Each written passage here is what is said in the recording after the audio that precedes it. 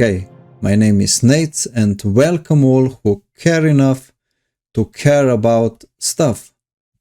I'm a former statist and this is not how I quit my cult video. Statism is the belief that there is no universal and no absolute set of moral principles. It asserts that voters have a right to decide what's right and wrong, claiming a right to impose their beliefs onto others. It's a modern manifestation of slavery. Same shit nicely wrapped. Where one tears apart another's soul instead of their back. I'm not here to change your mind and beliefs. Only you have the ability to do that. You've heard the saying, you can lead a horse to water, but you can't make him think. I can't because I know violence is wrong. However, a statist might say, we can make him drink, let's write a law. If he refuses, he has to pay. If he doesn't pay, we will extort what's owed. If there's nothing to take, we will imprison him. If he doesn't comply, we will shoot him in the back. And say, why would you run? My hands were tied. I had no choice. It is what it is.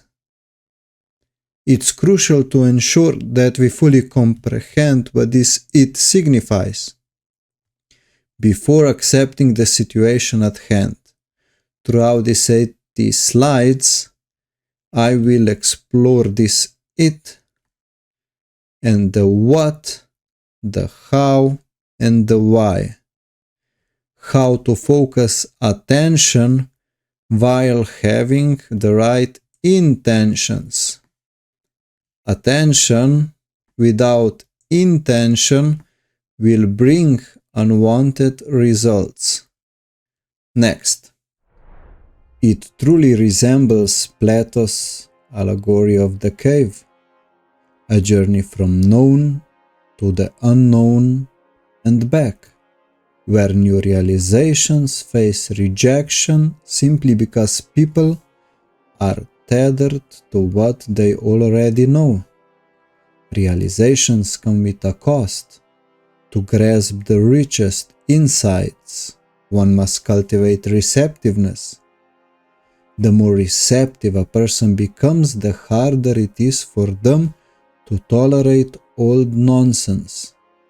Those advocating freedom, who already embarked on a journey to uncover deeper truths, understand how harshly they are often met. Morpheus in the Matrix. The Matrix is a system, Neo. That system is our enemy. But when you're inside, you look around, what do you see? Businessmen, teachers, lawyers, carpenters, the very minds of people we are trying to save. But until we do, these people are still a part of that system, and that makes them our enemy. You have to understand, most of those people are not ready to be unplugged, and many of them are so injured, so hopelessly dependent on the system, that they will fight to protect it. The word philosophy is derived from Greek words philos, meaning loving, and sophia, meaning wisdom. Therefore, philosophy literally means the love of wisdom. And no, it's not above your pay grade. Truth, wisdom, morals and values should always be prioritized over physical riches. Everyone's a philosopher. Some are just not that good, mainly those who don't even know they are. If you are not willing to start as a zero, you cannot emerge as a hero. A hero's journey begins with a leap of a fool, which is nicely depicted in the tarot cards. Next. All in all, it's just another brick in the wall. All in all, you are just another brick in the wall. What happens if one brick gets away? We get a hole through which the other side can be seen. Maybe this video is just enough to be that hole in the wall. If your cup is full and you already know everything, how can you learn anything new? With some extra space in your head, a small hole can act like a camera obscura and paint a picture you can never forget. And once you catch a glimpse of the other side, there's always that itch. What if it's not just it is what it is? Could we really be missing the whole point? How many people do you know who have outgrown their belief in government? Moses spent 40 years in desert. Without good teachers, he gave up on freeing people who had been raised as slaves. A new generation had to be raised with a new understanding. Old habits die hard. Jesus said, I came not to call the righteous, but sinners. It makes sense. How could he teach those who already knew everything? Next. Words attributed to Michelangelo talking about his work. I saw an angel in the marble. I carved it until I set him free. I'm a steward meticulously setting up a buffet, arranging food for thought. Realizations in this presentation are seemingly simple, perhaps too simple to be taken seriously, easily overlooked. Hence the necessity to provide an ample amount of context. Observe me set the table. I will not force anything down your throat. Instead, I'm putting things on the table to achieve the desired look. I can't just place everything on the table. That wouldn't make any sense. With an infinite amount of connections possible, focusing on values makes my task more manageable. I get to collect all the parts to simplify, purify, rearrange, and present them. A while ago I found a job where I could listen to books and podcasts. I avoided getting stuck on news, events, and personalities. I was concentrating on the ideas themselves. Absorbing everything that makes sense, I observed how knowledge can be used to control us and felt compelled to share it with those interested. It feels like I'm introducing a conductor after everyone in the orchestra practiced solo for years. In a nutshell, I'm not inventing something new, but presenting something that always was. Eastern spiritual traditions talk about opening third eye, but there is also a third ear, and to truly hear, you must listen with your heart. Throughout this presentation, I want to delve into current human condition, symbolism, consciousness, conscious creations, evolving conscious creating, improving the current human condition. Next. I was searching for an image depicting an elite individual exploiting a slave. I wanted to attach a bubble next to him with the phrase, "It is what it is, and if you don't think about it, it makes sense because it is what it is." In Balkans there's a saying, "Chuti trpi," which translates to "shut up and suffer." In Balkans you don't stick your neck out. They are trying so hard to divide us, because if they left us alone we would probably, I don't know, prepare a meal or grab a coffee. The ultimate ambition of any exploiter, it's not just to exploit, but to keep exploiting. The ultimate ambition of any government, it's not just to govern, but to keep governing. Next. I realized that this scene contains numerous symbols. Hands could represent two pillars.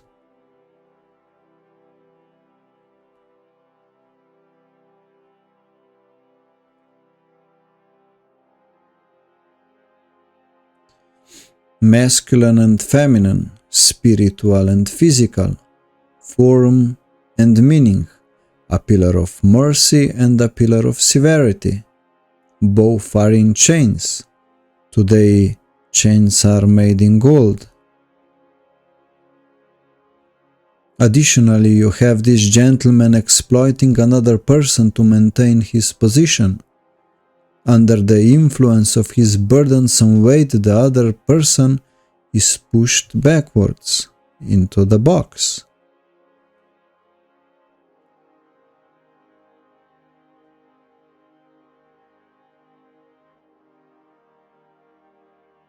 Individuals like this gentleman like to keep others in boxes. They affix labels to these boxes, granting themselves the power to manipulate and control them. Next. Few boxes we are tricked into. The we box, convincing us that decisions are collective, made by a unified we. However, this tool is used to subdue individuals' will, where we becomes the deceptive means of exclusion. The they box, pointing to the collective and excluding individuals, fostering an us versus them mentality. The normal box, imposing expectations of normalcy, but the concept itself is flawed. What's normal for one may not be normal for another. What is normal for a spider is chaos for a fly. The majority box. The majority assumes the role of defining right and wrong, positioning themselves as the ultimate arbiters of truth. Yet the tyranny of majority is still a tyranny. In the case of Nationalsozialistische Deutsche Arbeiterparty, voters blindly abuse the majority without any critical evaluation. The country box. The belief that one country is attacking another is fallacy. Guns don't kill people, and neither do concepts. Next. The everyone or no one box. People yearn to fit in. If a mind-controlling psychopath wants you to believe a certain lie, they will assert that everyone already knows it, and that no one agrees with you. People spend lifetimes chasing things that everyone deems important or needed.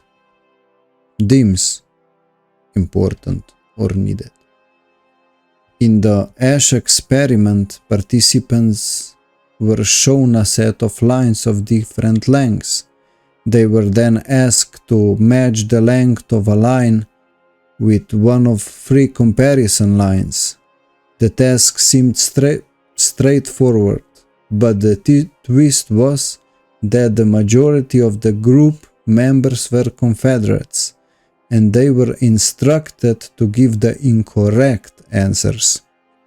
Experiments highlighted the power of social influence and the willingness of individuals to conform to the group norms, even when they knew the group was wrong. The studies contributed to our understanding of social conformity and the pressure to go along with the majority. About 1/3 of the participants conformed to the majority's obviously incorrect answers in critical trials. The Abeline paradox is a collective fallacy in which people collectively decide on a course of action that is counter to the preferences of individuals, while each individual believes it to be aligned with the preferences of the most of the others. Each member mistakenly believes that their own preferences are counter to the group's, and therefore does not raise objections or even state support for an outcome they do not want. This phenomena, also known as groupthink, shows how individuals can act smart, but people as a group can act foolishly. Next. When we identify with something, we pretend that particular thing is the only thing in existence, and we become it, losing our individuality. We become represented by the box. What an insult for a soul. Victim, racist, bigot, conspiracy theorist, science denier, the left, the right. All boxes. Politicians can discuss principles, values, and ideas themselves, using censorship to stifle the real opposition. Discussions in government about rights and freedom are as illogical as HR on a slave plantation. Learn what words mean and how they use them. Do what they can't. When you think and speak, use ideas, not boxes. The difference is as significant as that between real football, played on a field, and hand football, where your only choices are left, right, kicking and doing nothing. After 10 or 20 years, that's a really hard thing to do. What about after 40 or 50? Morpheus in the Matrix. The Matrix is everywhere, Neo. It's all around you, even now in this very room. You can see it when you look out your window or when you turn on your television. You can feel it when you go to work, when you go to church, when you pay your taxes. It is the word that has been pulled over your eyes to blind you from the truth. Next. In the middle position we have this gentleman. The majority of this presentation focuses on the middle position and the mastery of aspects represented by the pillars. An arc or a bridge can only be constructed upon knowing both sides. The middle position represents exactly that. We get to decide whether we want to uplift others or use them for our benefit. A leader is someone who leads, uplifts or raises others out of darkness towards the light.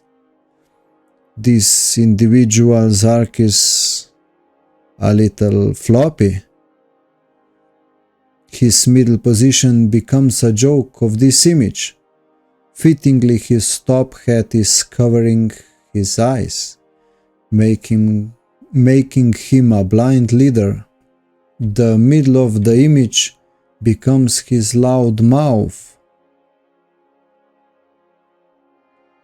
saying, "I tell what the truth is. I am the rule maker," turning the blind eye instead of raising and working towards the all-seeing eye. Next. Sadly, the chat bubble also works for a guy in the box. He has golden chains and his arms are raised, which benefits the gentleman. 200 years ago he would be called a house slave, patrolling and controlling other enslaved people for a certain benefit. Over the years, man has become a willing slave, no longer needing real chains. He begins to grow fond of comfort, and in some cases even proud of it. However, with a little imagination, there is a simple solution hidden in this image. The guy in the golden chains has to grow a pair of middle fingers and remember the lost word. It's hands down best strategy. Next. If times are unjust, acceptance is not the mindset we should strive for. When faced with a disease, our goal is to identify its cause and eliminate it. Over the last few years, I've heard "it is what it is" too many times, often used as justification for causing harm, and as an excuse to charge twice or double the price, out of laziness, or simply due to lack of imagination. So if it's not "it is what it is," then what is it? It has always been and will always be potential. Failure and success are judgments made from a certain position. We can't cover all angles because we are not all-knowing. Striving to fulfill one's potential is much better than acceptance. Transmuting potential into progress is key. And one can fight or doubt his way to excellence. For example, in this presentation, I am transmuting my potential into progress. Next. Current human condition, mind control and internal division. In order to improve something, we need to understand the current state. Emphasizes on current, because it can and it will change. Change is inevitable. The improvement is optional. I want to focus on mind control and internal division, the sickness that corrupts people with good intentions. The best way to control someone's mind is through fear. For example, imagine meeting a woman who looks like a witch. She offers to cast a spell for you to have a year of abundance. The typical response might be, "No thank you, I don't believe in spells." However, if she says she will put a curse on you, a much more common response would be, "No, please don't." Reactions from the state of fear are different. Fear corners us into a reactive or instinctive state, where our mind is set on controlling the situation first. Discernment and moral values have to wait. We have to act as if fear doesn't change a thing, because in reality it changes everything. Fear is a reaction, courage is a decision. Winston Churchill. A major role in this plays propaganda, stories, cartoons, music, movies, news, politicians, influencers, and even radio for seniors. Mind control helps us form beliefs. It has to be a full package. Everyone needs to be on the same page.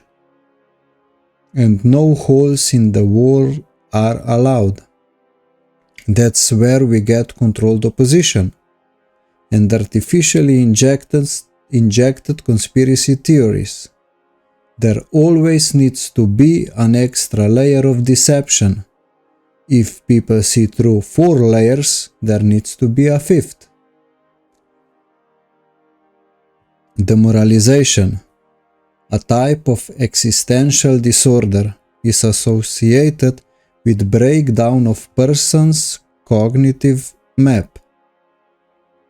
It's a psycho-spiritual crisis in which victims feel generally disoriented and unable to locate meaning and purpose or fulfillment.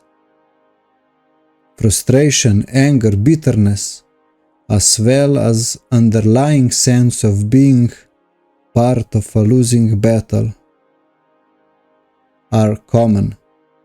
Unlike most forms of depression, demoralization is a realistic response to the circumstances affecting a person's life. Mass psychosis is an epidemic of madness that occurs when a large portion of society loses touch with reality and descends into a delusion. I only wish demoralization and mass psychosis didn't sound so familiar. Next. There is trauma-based mind control, events designed to traumatize the population. Wars or terror attacks occurring every few generations can subdue any community. I prefer not to dwell on those. Merely researching that topic made me sick. Nevertheless, one must have the knowledge about it. However, the progress always lies in forming solutions. And after all that, controlling with endless inflation, extending our work hours, taking away family time, leaving us stressed with just enough time to cool down with an unhealthy vice of our choice, and a pill to turn off our brain if we get too dissatisfied with the current condition.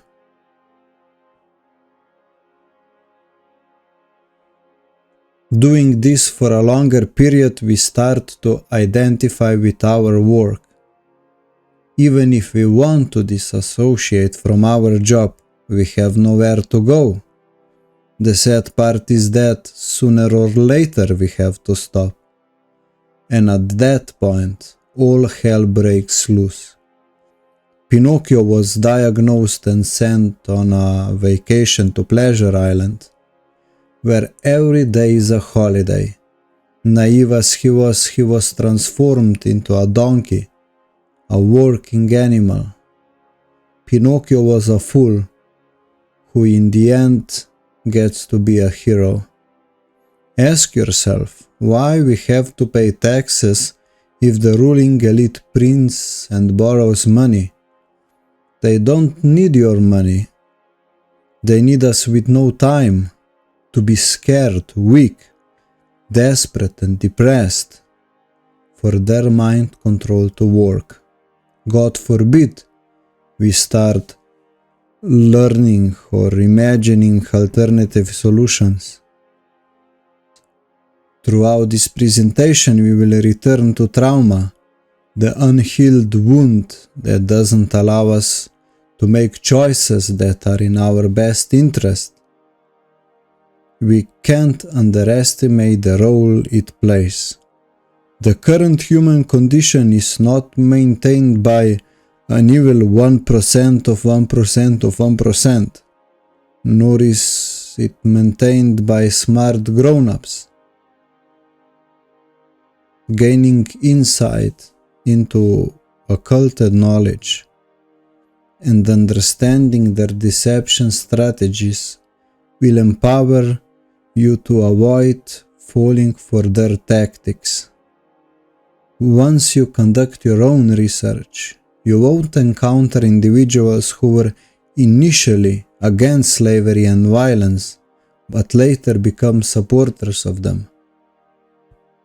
Next, everything the government is doing right now is designed to make you fat, weak, stupid, depressed, lazy, and reliant on crumbs they wipe off their plates.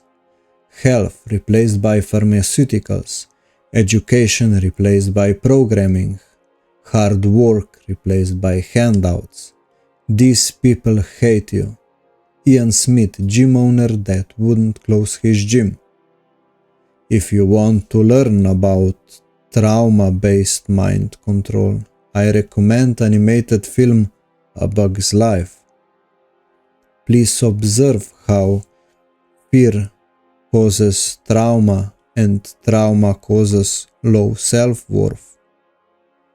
Being busy like an ant will make controllers' job even easier. Pretend it's a seed, okay? Mind control causes internal division. Many of today's illnesses stem from this internal division, and they would fall like dominoes if we manage to break out of mind control. As a defense mechanism, we deplete or inflate our ego, becoming controller or wanting to be controlled. It's an addiction that goes both ways. Drained of all energy, we unknowingly steal it from the ones closest to us, repeating the never-ending cycle. Breaking the cycle ends the victim-perpetrator dynamic and protects all potential victims. A nation can survive its fools, and even the ambitious, but it cannot survive treason from within. An enemy at the gates is less formidable, for he is known and carries his banner openly, but the traitor moves among those within the gates freely, his sly whispers rustling through all the alleys, heard in the very halls of government itself. For the traitor appears not as a traitor, he speaks in accents familiar to his victims, and he wears their face and their arguments. He appeals to the baseness that lies deep in the hearts of all men. He rods the soul of a nation. He wars secretly and unknown in the night to undermine the pillars of the city. He infects the body politic so that it can no longer resist. A murderer is less to fear. Marcus Tullius Cicero. Mind control acts as a traitor to both your mind and your soul, ultimately turning them against your body. Next. Quietly yearning for what you don't have while dreading losing what you do. For 99.9% of your race, that is the definition of reality. Desire and fear, baby.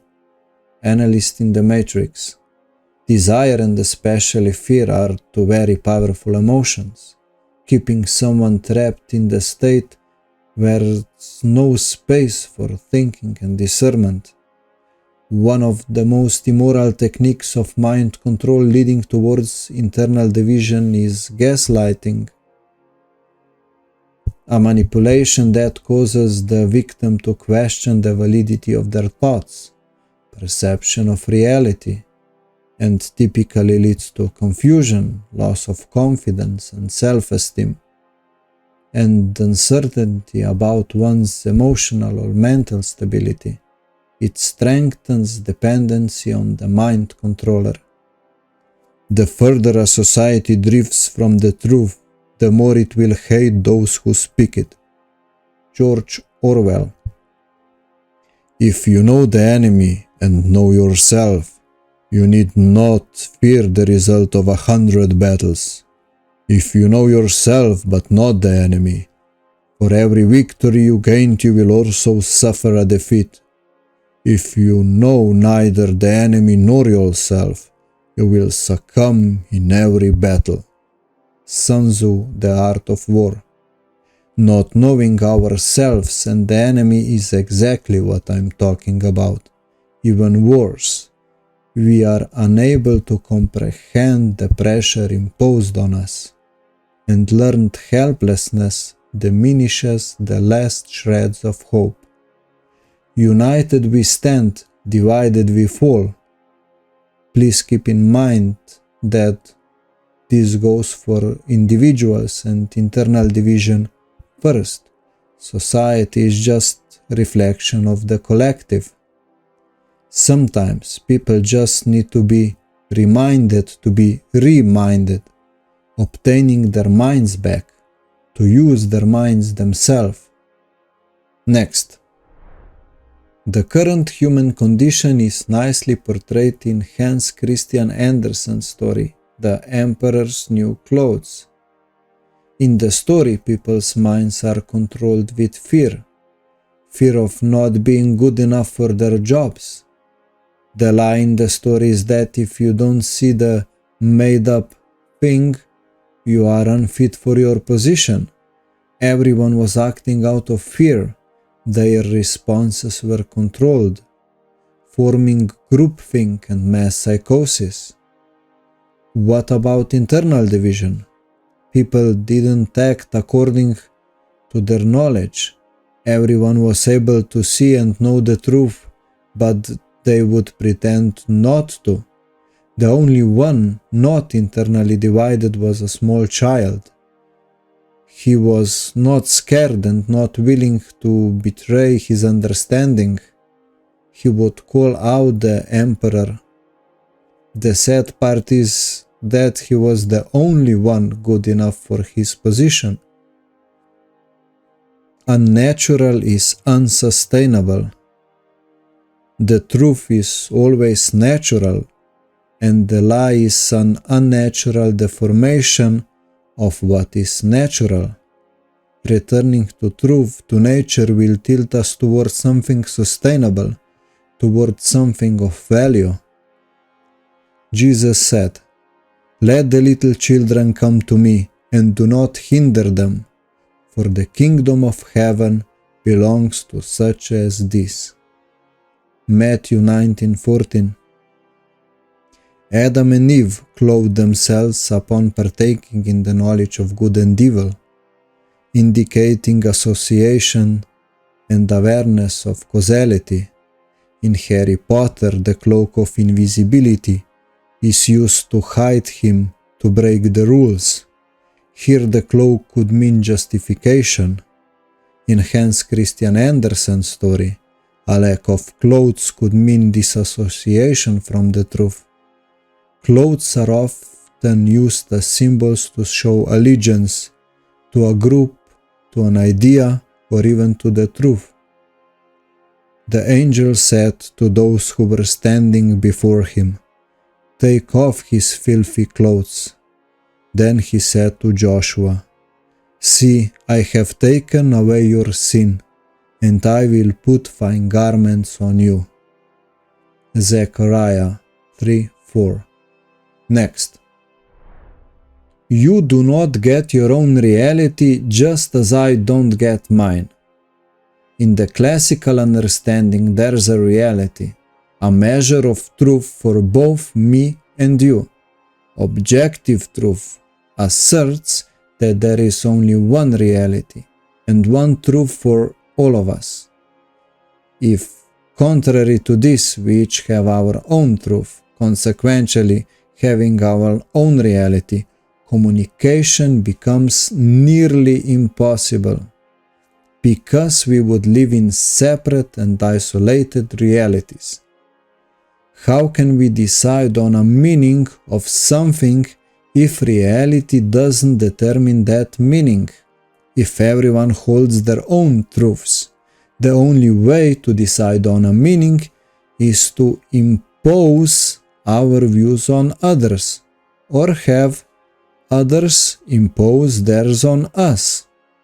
There is no external arbiter if we each define our own reality and truth is relative. We remain locked in a battle of who will prevail. For us to participate as equals, there can only be one reality and one truth. In Serbian language, truth would translate to istina, which would mean that which is the same. Current understanding of reality is skewed by money. The system rewards obedience. Those willing to obey are rewarded. Since money is printed at the top, the quote-unquote power is distributed from the top. Modern soldiers wouldn't go to war without a paycheck reward. Law enforcers wouldn't harass people if there was no paycheck reward. There will always be offers presented to us. However, the responsibility lies with the people to refuse that offers. The American public will endure until the Congress discovers that it can bribe the public with public's money. Alexei de Tocqueville. Now imagine the quality of philosophers, teachers, preachers and artists if they were driven by care rather than a paycheck reward.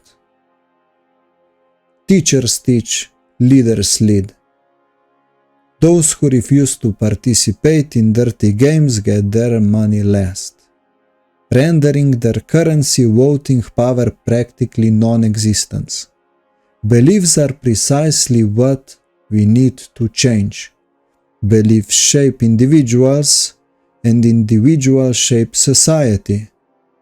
If people want a nice place to live, have quality food, receive adequate health care, and have useful tools, from clothes, computers to trucks, we should encourage more people to engage in building houses, growing food, supporting doctors that focus on patients instead of big pharma, and reward those who produce the best tools.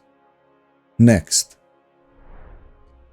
Imagine if politicians had to provide something and only ask for payment after a job well done, just like other honest people.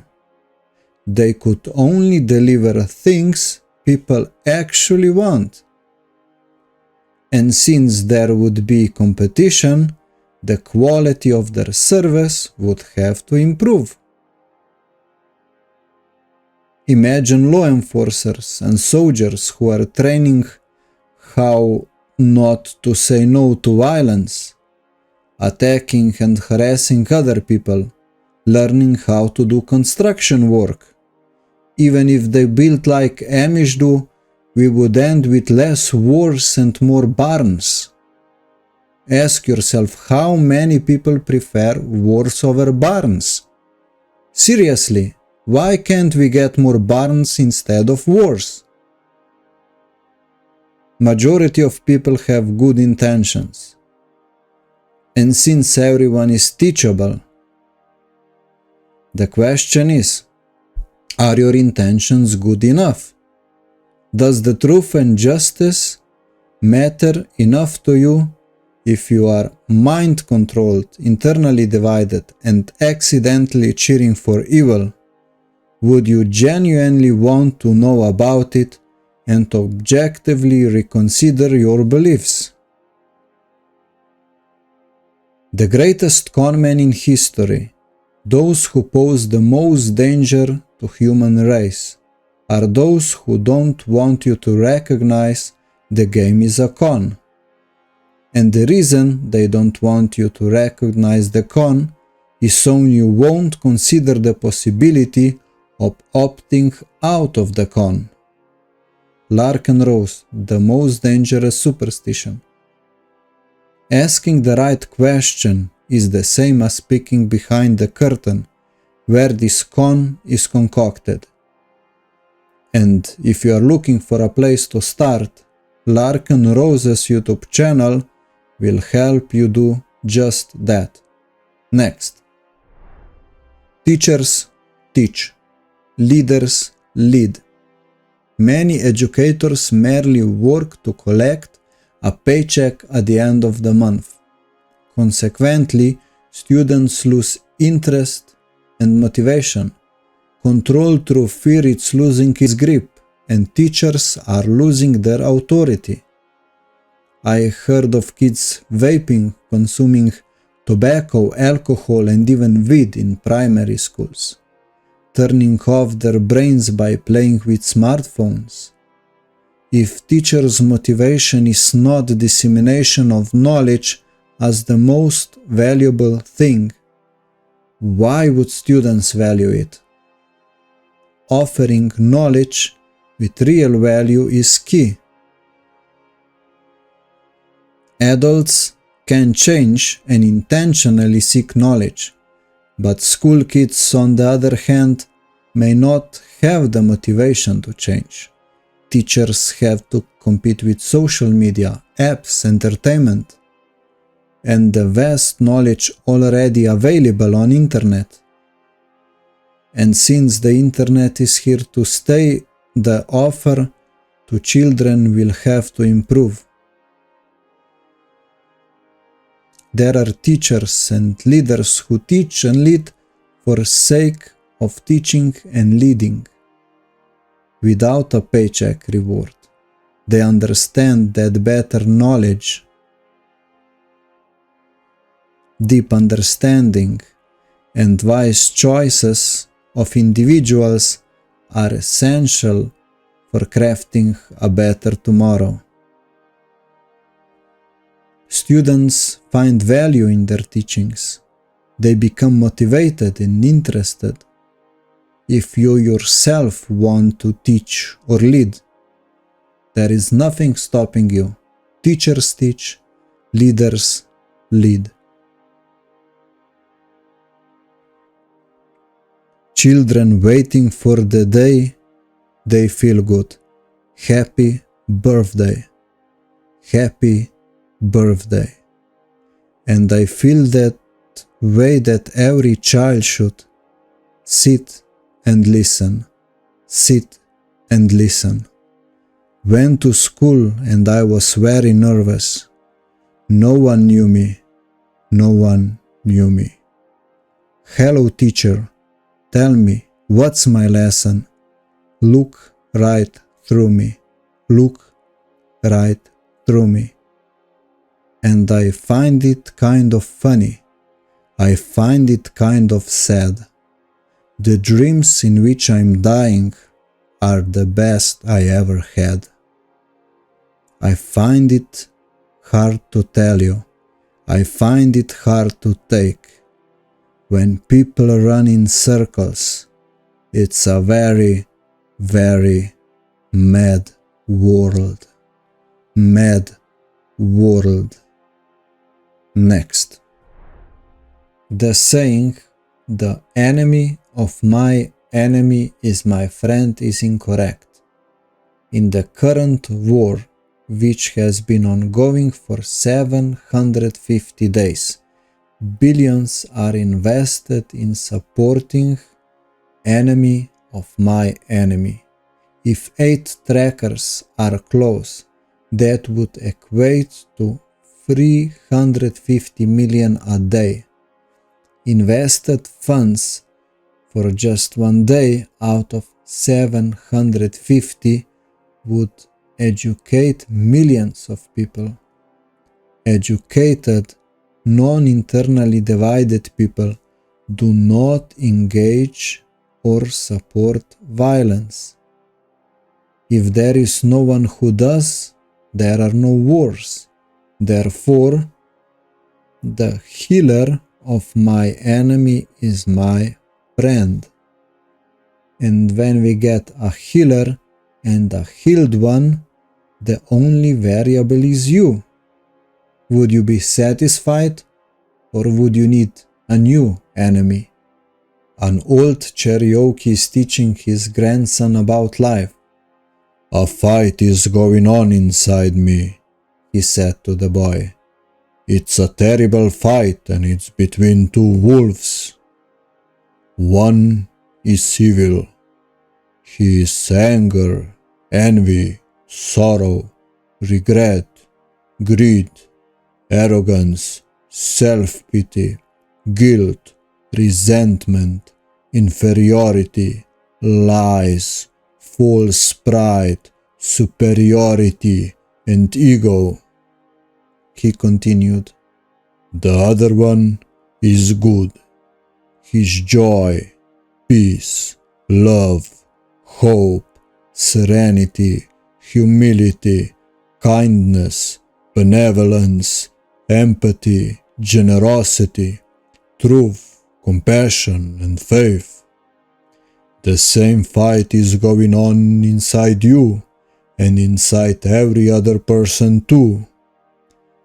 The grandson thought for a minute and then asked his grandfather, "Which wolf will win?" The old Cherokee simply replied, "The one you feed." When Aragorn became king in The Lord of the Rings, he told the hobbits, "My friends, you bow to no one." He truly meant no one. Hobbits have no kings. They do not believe in governments or master mentality. They are truly free. And that's why Frodo was the right candidate to destroy the Ring of Power. Next. Symbolism, the language of symbols. The limits of my language are the limits of my mind. All I know is what I have words for. Ludwig Wittgenstein. In English there's a soul at the bottom of a shoe. You can't even take a walk without stepping on it. In Slovenian language the word sočutje translates to sympathy, empathy or compassion. Exploring all three has deepened my knowledge and understanding of the concept itself. Sympathy is the ability to recognize and acknowledge someone else's suffering or emotions without necessarily feeling those emotions yourself. It involves a sense of understanding and concern for other person's well-being. Empathy, on the other hand, goes a step further. It involves not only recognizing someone's emotions, but also sharing in their emotional experience to some extent. Empathy allows us to feel what others feel, connecting with their emotions on a deeper level. Compassion takes empathy a step further by adding a desire to alleviate the suffering of others. It's a proactive response that combines empathy with a genuine wish to ease someone's pain or distress, while sympathy acknowledges and empathy understands, compassion actively seeks to make a positive difference in another person's life. Why wouldn't we choose compassion over sympathy and empathy if we knew it to be superior in a certain situation? Next. Symbols are all around us, and even if we don't consciously acknowledge them, they have an effect on us. For example, a crown or a suit does not grant extra rights. A mitre or a robe does not connect one with God.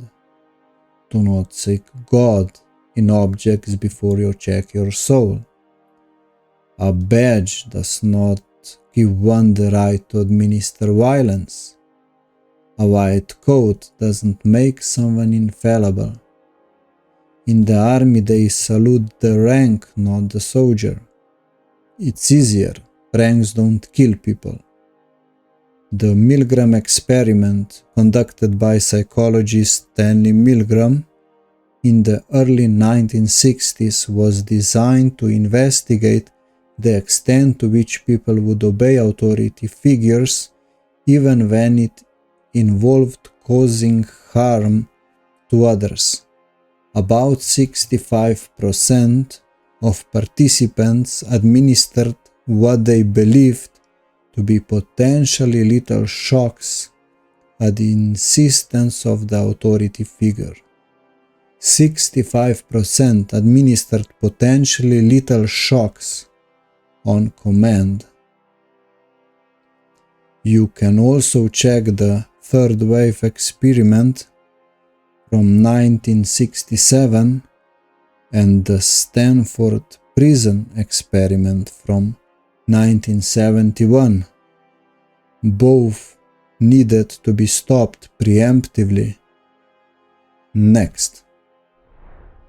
The Greek verb symbalo means to throw together, to put together, or to combine. It's derived from the prefix syn, which means together, and balo, which means to throw or to cast. This idea of combining is the root of the word symbol, because symbols are often used to bring together or abstract concepts, ideas, or meanings. The Greek verb diabalo is derived from the prefix dia, which means through or across, and the verb balo, meaning to throw or to cast. This verb is related to the noun diabolos, which is the source of the English word devil, and is associated with division. A picture is a compressed story, and a symbol is a compressed picture. A picture can represent 1,000 words, and a symbol 1,000 pictures. Symbols are so simple that an observer needs to use their consciousness to understand them. Researching symbolism will help you uncover occulted meanings.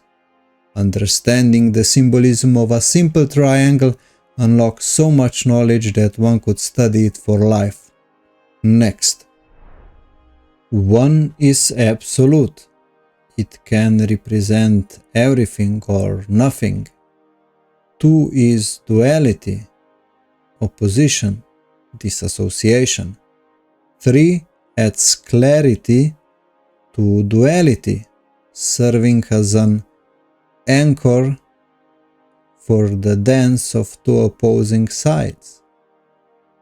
It's a play of relationships.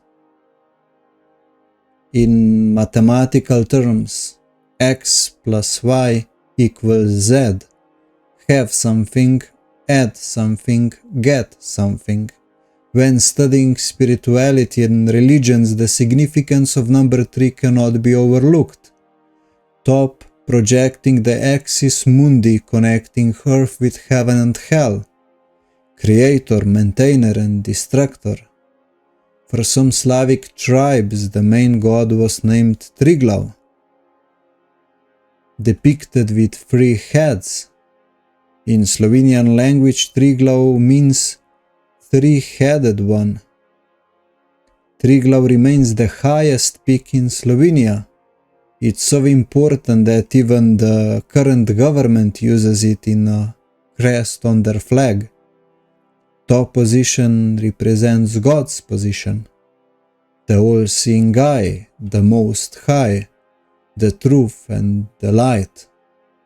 If God's in the first place, everything is in the right place. Of course, one truth and one reality, right? And just for the future reference, downwards, pointing triangle, upwards, pointing triangle, and a circle. Next.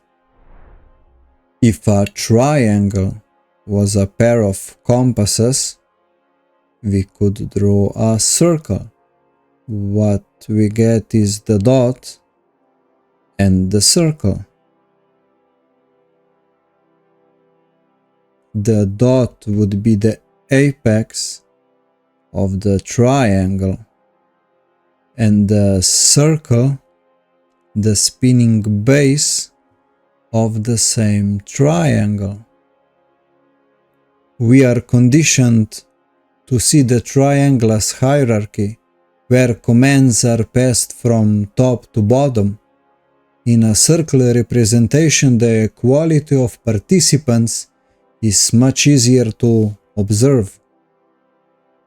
Applying the same logic, we encounter this dual nature, the dot representing the manifested and the circle the unmanifested.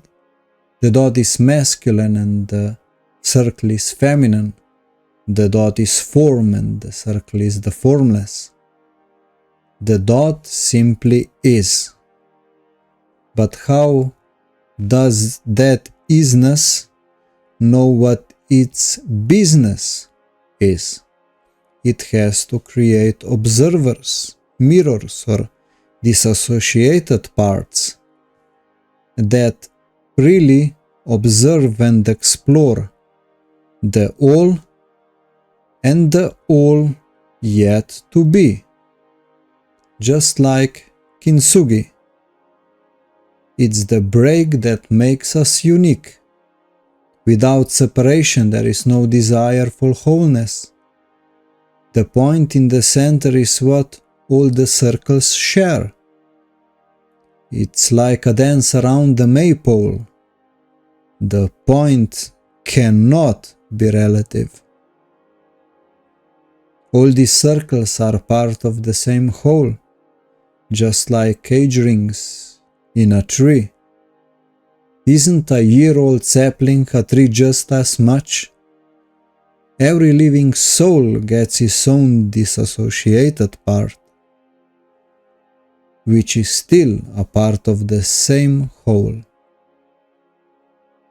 In Baha'i religion, they refer to this as oneness of God and oneness of humanity, each individual with their unique experience and perspective searching for the same God, Creator, Allah, the Great Spirit, the All-Glorious, Ahura Mazda, God Father, Jah. Next. The circle dot serves as a symbol representing pole star, sun, monad, creator, center, origin, target, goal, or bullseye. When people run in circles, not understanding truth anchored in the middle, it's a very, very mad world. Mad world. When we sit around the fire, we form a circle and gaze towards the light, casting shadows behind us. The center is truth, love, and manifested freedom. The further away we are, the less love and freedom we receive. and the lack of it is claimed by fear, which needs to be controlled. The search for truth is never a straight line, because there is no recipe how to get to the point. That's why the path is represented by a spiral. One needs to be inspired to learn and aspire to grow. From unknown to known, from ignorance to knowledge, from chaos to order, from slavery to freedom. If God was a conductor, life would be a concert. Love would be the rhythm, and we would be the music. A masterful symphony if we only knew where to look. Embrace being a circle, grasping to reach the point. Hermetic principle of gender. Gender is in everything. Everything has its masculine and feminine principles. Gender manifests on all planes. We have two brain hemispheres connected with corpus callosum. A procedure known as corpus callosotomy has been used as a treatment for epilepsy, developed in mid-20th century to reduce the spread of seizure activity from one hemisphere of the brain to another. I encourage you to explore how a person behaved after a corpus callosotomy and observe how their physically divided brain worked. In some cases, patients even obtained split personalities. Next. Left hemisphere is handy with masculine traits, adjusted with manipulation, intellect, science, facilitates focus, logic, assertiveness. When unbalanced, it tends towards being competitive, abusive, and dominating, which would be a master mindset. A person would more easily identify with physical, focusing and committing to reach a certain goal through competition. For the left hemisphere, there's a dog-eat-dog world out there. A symbol for masculine would be upwards pointing triangle called blade. We find it in ranks. A tip of a spear would be upwards pointing triangle. Letter M for man would be upwards pointing triangle with collapsed top. Fire. One-eyed alien. Eye of Providence. Pyramid with Eye of Providence at the top. Soaring Phoenix. That's Phoenix, by the way. Podiums. Next. Right hemisphere is handy with feminine traits, adjusted with imagination, intuition, art. It facilitates insight, awareness, care, empathy. When unbalanced, it tends towards being submissive, passive, adopting a victim mentality, which would be a slave mindset. A person would more likely identify with spiritual, being open-minded and committed to reaching the best outcomes to cooperation. Right hemisphere understand that rising tide lifts all boats. A symbol for feminine would be a downward pointing triangle called chalice. W for woman fits into a downwards pointing triangle with a collapsed top. Heart shape fits in a downward pointing triangle.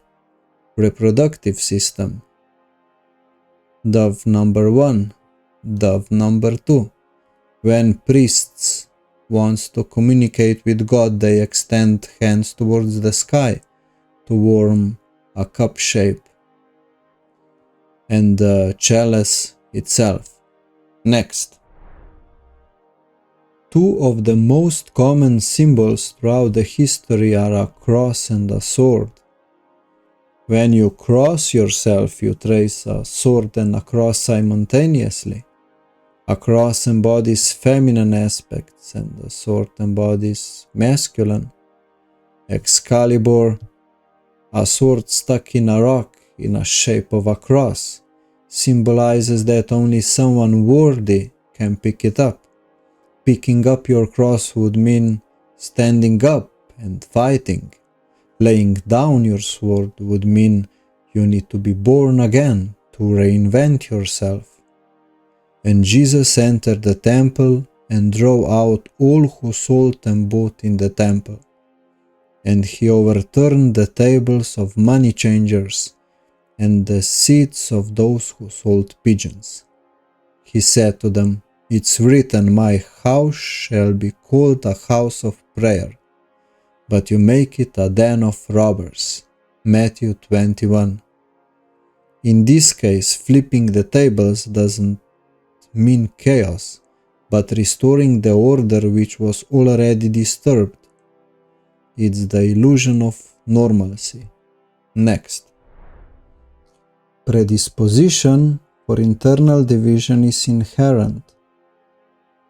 We have two brain hemispheres and bridging them takes practice, one fitting the predatory nature and the other one would better fit the prey. A lion focuses on one zebra, setting a goal and being determined to achieve it.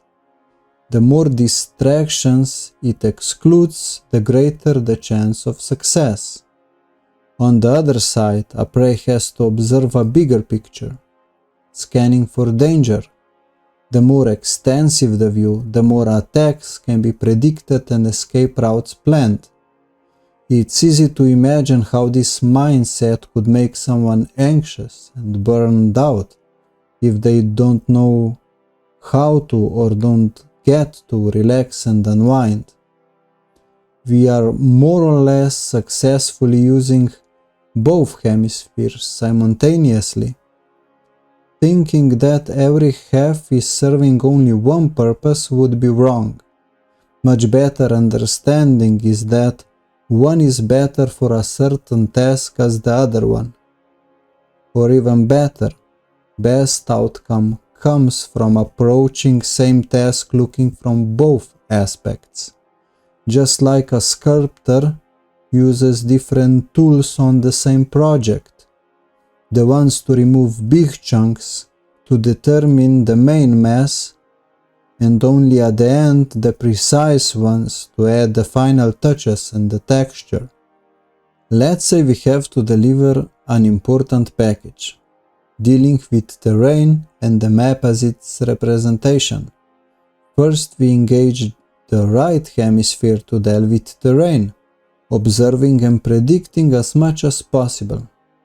We chart a route, predicting how weather can change the optimal terrain, and where an old lady lives who would probably offer us a dinner for an hour of wood chopping, where a homesteader who greets trespassers with a shotgun lives, water stops, suitable places for building a campfire, places to sleep, and places where you can fall or things can fall on you. Once the route is charted, we better engage the left, more focused hemisphere, following the instructions and achieving the goal with minimal deviation. As a thought experiment, let's switch.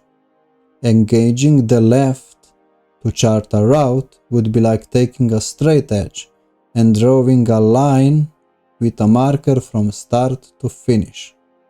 Since the best way is my way and the goal is the most important, even if we walk over bodies. Not being able to predict a single thing. Engaging the right to follow the instructions also wouldn't be optimal. Adding details to the map, helping random people, writing a song on a package because it reminded us of a castle made out of cardboard. Delivery taking an extra 3 days because of our ADHD. Next. Consciousness. Consciousness is an ability to recognize patterns and their meaning with respect to events taking place both within and around ourselves, unfolded through thoughts, emotions, and actions. Who are you? Underestimating that question leaves you with slim chances of knowing how to be. If you can define yourself, someone else will. You are not a name given to you by others. You even say, my name. You are not your body. You also say, my body. Also, we understand that we are not our emotions and thoughts, and we are not our hobbies and jobs. I think, therefore I am. Or even better, the only thing I cannot deny is that I am. Let me try to give you as clear experience of consciousness I can. Imagine you're in a womb, developed, but not yet time for you to get out. What are your feelings and observations? No vision, no taste, no smell. There is sound and there is touch. You hear the soothing white noise of blood flow, heartbeat, metabolism, and mumbling voices. To be fair, you don't have the concept of sounds, since you can't compare it to silence. There is touch, warmth, softness. It's like you are floating on a cloud on a warm summer evening. Not that you know about summer clouds and floating. Even warmth and softness just are. You've never experienced cold and hardness, so again, nothing to compare with. There is no ego, since you can differ from self and non-self, but there is isness. And this isness is what we all share. And this is where consciousness unfolds itself onto.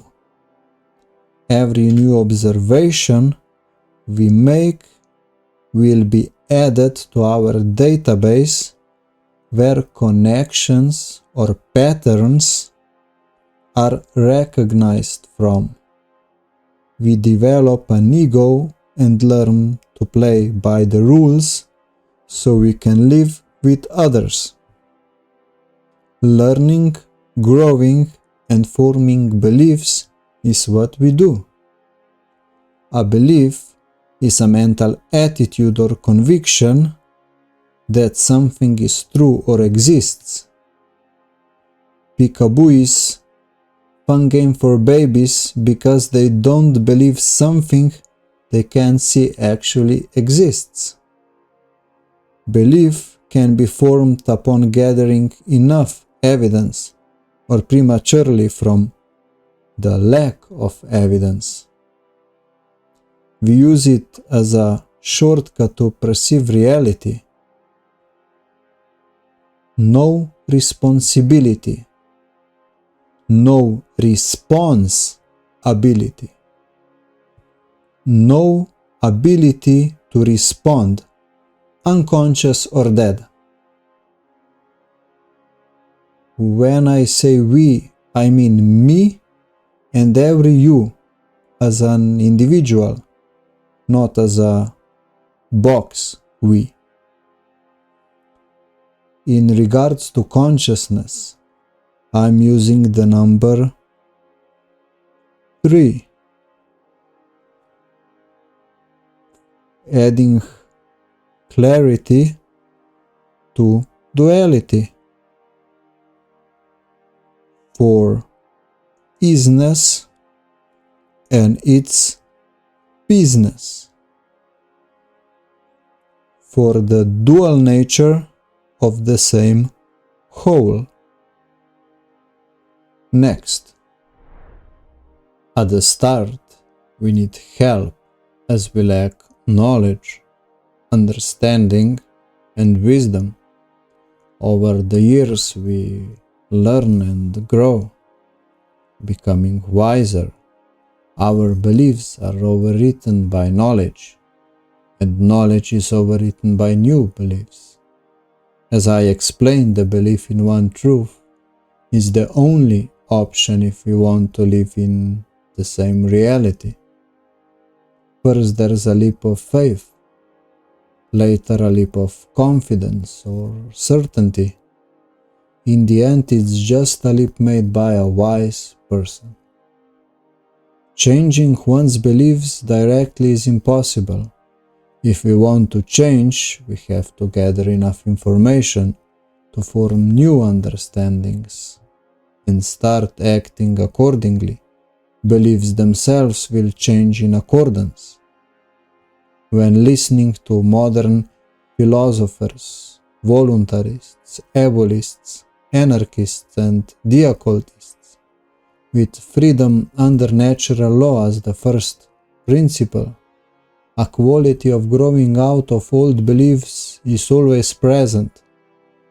Those who unlearn the fastest have an advantage. Neither do people pour new wine in old wineskins. If they do, the skins will burst, the wine will run out, and the wineskins will be ruined. No, they pour new wine in new wineskins, and both are preserved. Matthew 9:17. Your beliefs become your thoughts become your words become your actions become your habits become your values become your destiny.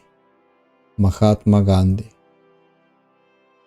It is the mark of an educated mind to be able to entertain a thought without accepting it. Aristotle. Next. The most crucial pattern to observe is causality. The quality of response depends on it. Take an initiative and be the cause, or others will make you an effect. The principle of cause and effect states, every cause has its effect, every effect has its cause. Everything happens according to law. Chance is but a name for a law not recognized. There are many planes of causation, but nothing escapes the law. Holistic knowledge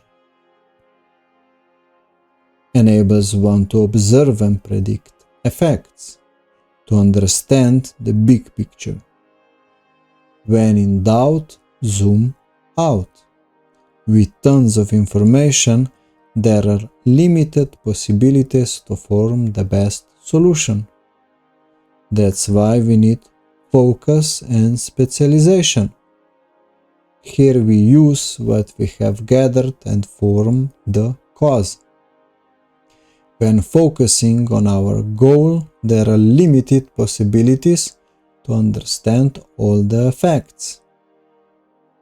Imagine a sonar as a source scanning to gather as much information as it can, or a lens in a laser collecting light to focus and make a powerful point.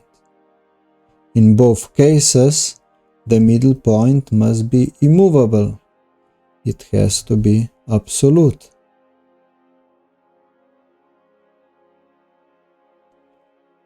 In Slavic languages, saint would be svetnik, svetac or svitoi, meaning shining one or enlightened one. In the Bible, everything started with fiat lux, let there be light.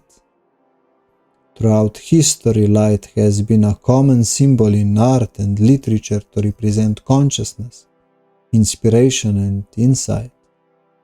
Writers and artists often used imagery of light to convey moments of revelation or deep understanding. In the journey of enlightenment, knowledge is the beacon that conquers the shadows of ignorance. The light within your soul knows the way, even when your mind is lost in shadows. Next. Causality as a dance of expanding and contracting circles around the dot. Initially, we expand our perspective to see the biggest picture, to observe effects, and then we contract to formulate the best action, which in turn causes new effects. Truly understanding this concept makes one the smartest person in a room. Initially, we disassociate ourselves from individual dramas and observe them all.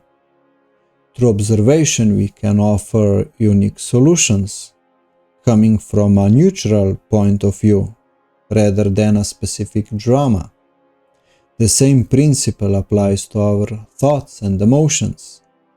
Being the best observer always allows us to form the best solutions.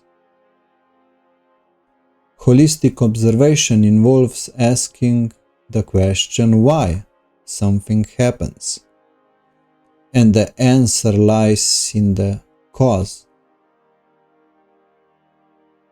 as in because. Be the cause of something. Proactively asking why directs our action towards a purpose. Why is always more crucial than what, because what causes the why. Thinking about why preemptively helps us to avoid situations where we take action without understanding why everything is falling apart, leading to irreparable damage, as seen in communism or socialism, where millions ended up dead. Confusion comes from lack of understanding. When we understand, we can predict, and when we can predict, we can control. Aneki Toshkvu Ezekiel. Next. Yellowstone had a problem with declining flora and fauna. Reintroducing a pack of wolves caused a cascade of effects no one could predict. Deer changed their feeding pattern and retreated away from rivers to higher positions, so they couldn't be cornered. They would only graze in early mornings and in the evenings. Plants began to flourish, trees provided shade, and shrubbery would regrow. Bears, birds, beavers, and other rodents returned. Beavers, nature's architects, built dams to provide habitats for ducks, fish, snake, amphibians, and many other small animals needing standing water. Wolves killed coyotes, which meant the number of rodents and rabbits would start to rise. That meant more hawks, foxes, weasels, and badgers. Wolves changed the landscape itself. Regenerating forests stabilized the riverbanks, and stronger forests would also mean less soil erosion, which would in turn begin a whole new cascade of effects. It's the best lesson how millions of dollars experts and buses of workers with equipment could not achieve what a pack of wolves did. Here, holistic knowledge is key.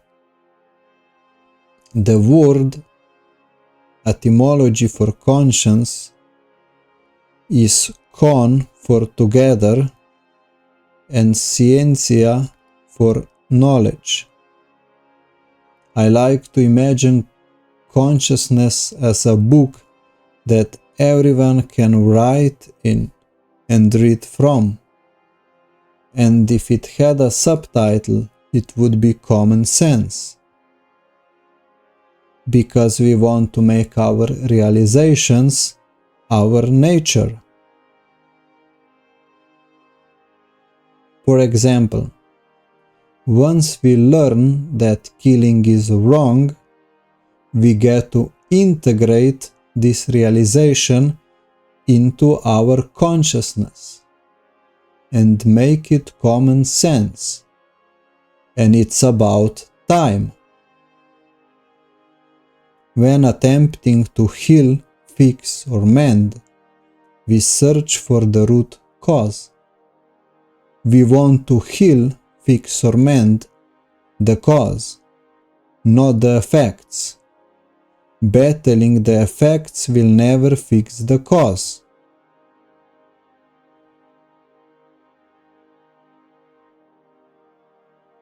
For example, popping painkillers will not help you with a headache if you are punching yourself in the face.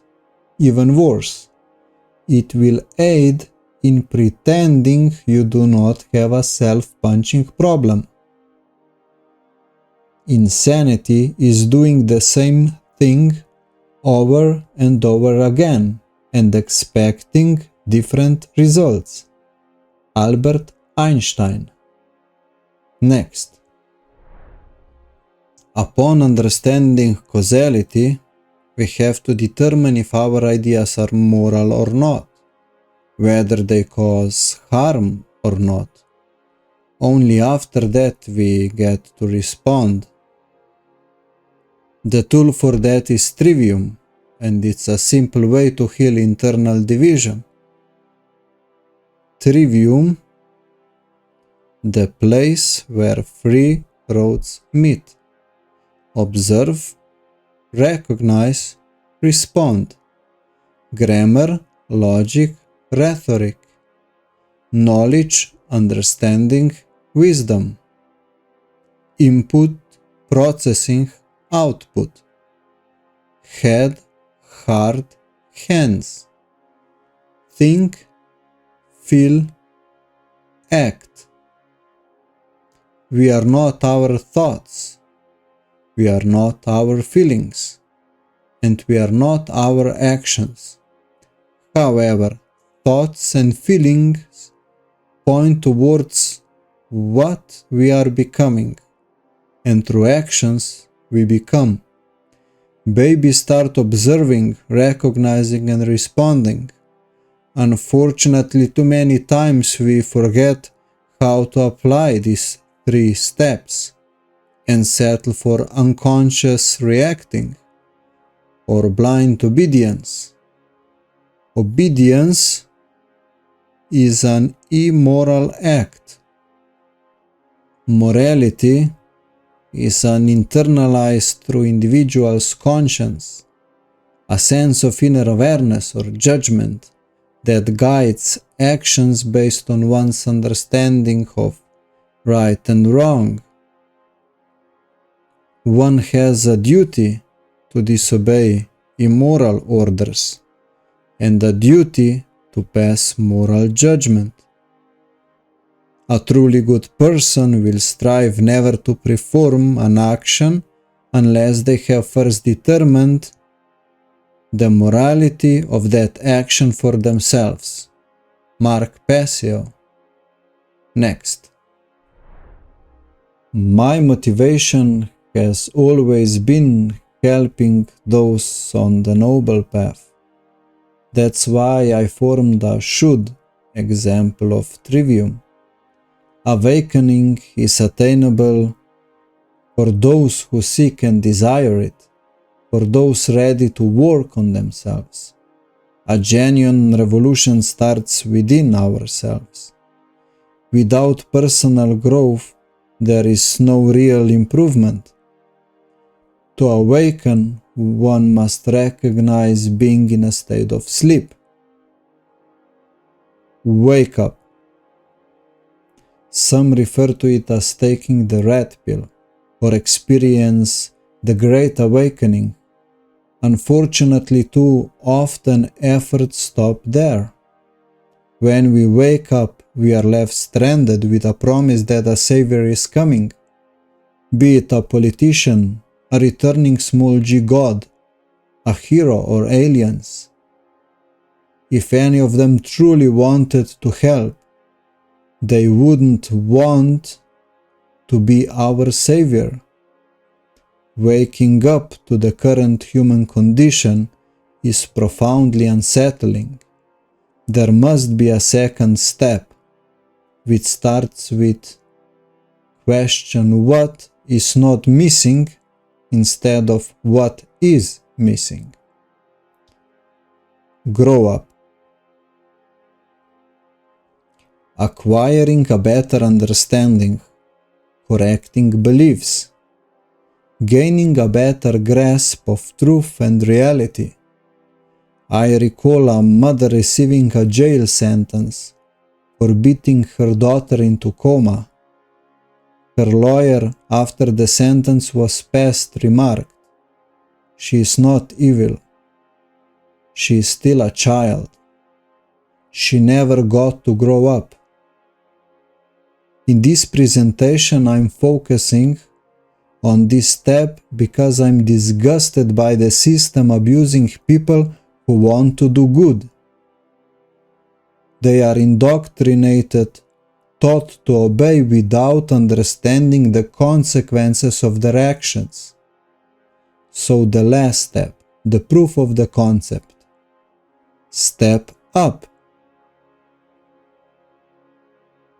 It's the most important part.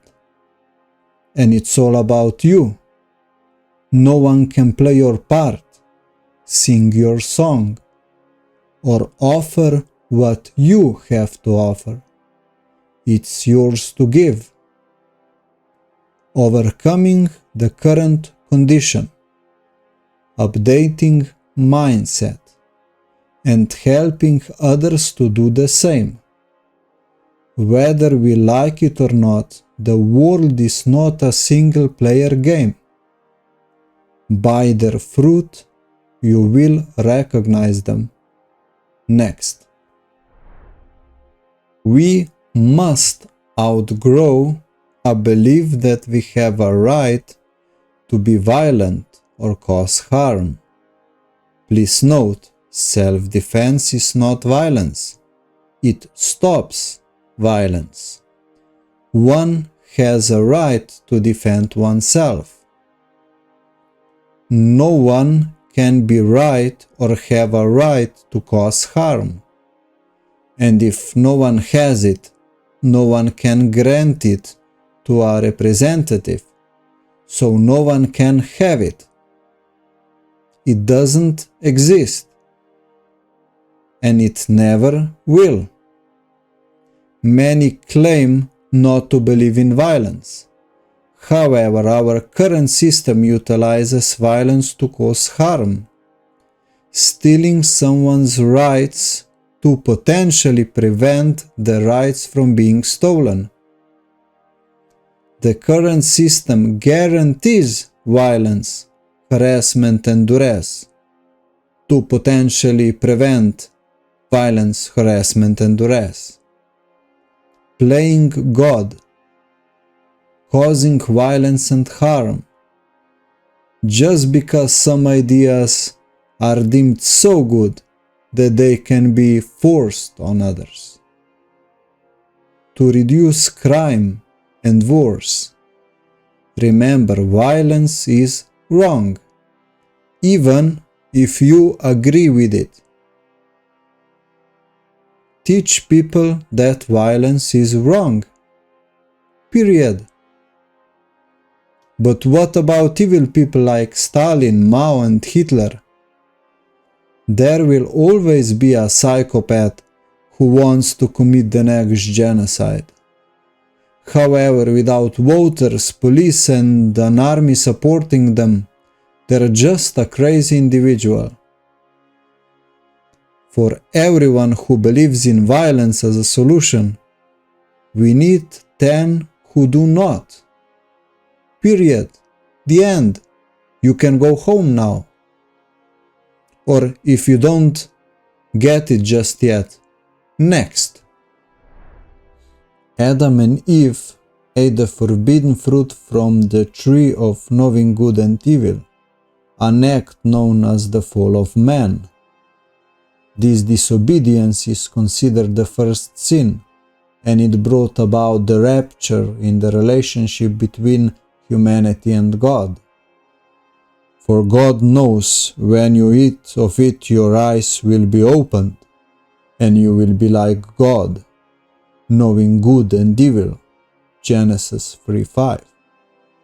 It's important to understand that being able to know and to understand are two different things. That's why they couldn't remain in ignorance and perfection and were cast out. Same as in casino, if you know how to cheat the system, you are thrown out. Also, the tree was in the middle of the garden, just like the dot, the hardest position to ignore. Once we have the knowledge of how to harm someone, we have an obligation not to abuse that power. People are programmable, raisable, teachable. That's why we have different moral values through different places and times. We have a moral duty to measure the impact of our ideas, because in the realm of unmeasured thoughts lies the potential for unintended consequences and ethical transgressions. We have an obligation to pass moral judgment. Lucifer and his followers wanted to make their own rules. Rule number 1 is, do not create your own rules. If we do, we just get infinite rules. It's funny when atheists claim they don't believe in God, but also at the same time they want to determine right and wrong and play God themselves. Government is also a belief. People made it up. The most dangerous belief that causes democide, which has a record for the most unnatural human deaths in history. Democide refers to intentional killing of a large number of civilians by a government or its agents. The darkest places in hell are reserved for those who maintain their neutrality in times of moral crisis. Dante Alighieri. The sad truth is that most evil is done by people who never make up their minds to be good or evil. Hannah Arendt. Next. Many wrong beliefs are formed and many wrong steps are taken before someone fires the first shot. In 1812, the story of Hansel and Gretel was published. Like many so-called good stories, it begins with separation of a child from their parents. While many stories starts with death of a parent, this one is even more unsettling. Beginning with the parents' intent to kill their own children, instilling the fear of not having enough or not being good enough. The same fear led the characters in Hans Christian Andersen's story to believe in something that didn't exist.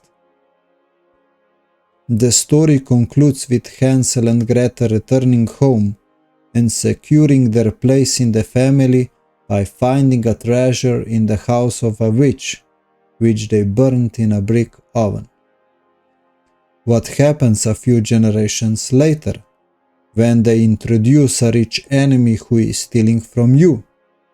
Subconsciously, you already know what can happen and what possible solutions are available. What is considered normal? Just follow the breadcrumbs. Can you see how trauma could push someone to make a wrong decision due to internal division, acting out of fear? If classification, symbolization, discrimination, dehumanization, segregation, and polarization were wrong in Nazi Germany, wouldn't they also be wrong today? Or it does depend on which side you are on. Next. In 1933 Germany, 14 million voters supported the Nationalsozialistische Deutsche Arbeiterparty, also known as the National Socialist German Workers' Party. The Nazis, led by Joseph Goebbels, the Minister of Propaganda, swiftly moved to control and centralize the broadcasting industry. In May 1933, the Reich Radio Company was established to coordinate all radio broadcasting under Nazi control. Anti-Semitic propaganda dehumanized Jewish individuals, depicting them as subhuman, evil, and a threat. This dehumanization aimed to justify discriminatory politics and actions against Jewish individuals, labeling them as parasites and vermin. In July 1993, Rwandan Radio Television Libre de Mille Collines became the main voice of the genocidal regime. The media referred to the enemies as cockroaches and encouraged violence against them. In 2023, memes calling Russians orcs started to spread around. Russians, just like Germans and Rwandans, did not understand what they had no right to do. Divisive propaganda is so effective that we are stuck with it for generations. No one is born a slave. There is only enslavement of free people. Who did the church burn in Dark Ages? Books and witches? No, they were women accused of witchcraft. Was it witchcraft or healing? Or were they just too independent? And at the end of the day, it was not church. Buildings and institutions do not burn people. People do. Next. The media consistently contributes to division, acting as a weapon of mass distraction and dysfunction. Consider the interview with Yuri Bezmenov, where he explains how demoralization, destabilization, crisis and normalization work, how these tactics persist, employed by every government and their propaganda apparatus. In 2021, we witnessed full force of propaganda. In Slovenia, the documents for vaccine purchases were publicly disclosed. The seller wanted to make governments and media apparatus acknowledge the unknown efficiency and potential adverse effects of the vaccines. Despite this, the national broadcasting system, radio stations, newspapers, internet outlets, and politicians persisted in promoting the single narrative of vaccines as the only solution, safe and effective. They continue to spread hate against those questioning their truth and their reality. Normalization can endure indefinitely, leaving those vilified hanging without an invitation back to society.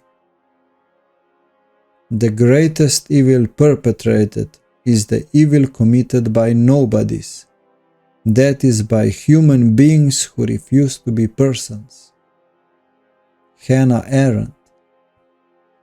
If you tell a lie big enough and keep repeating it, people will eventually come to believe it. Joseph Goebbels.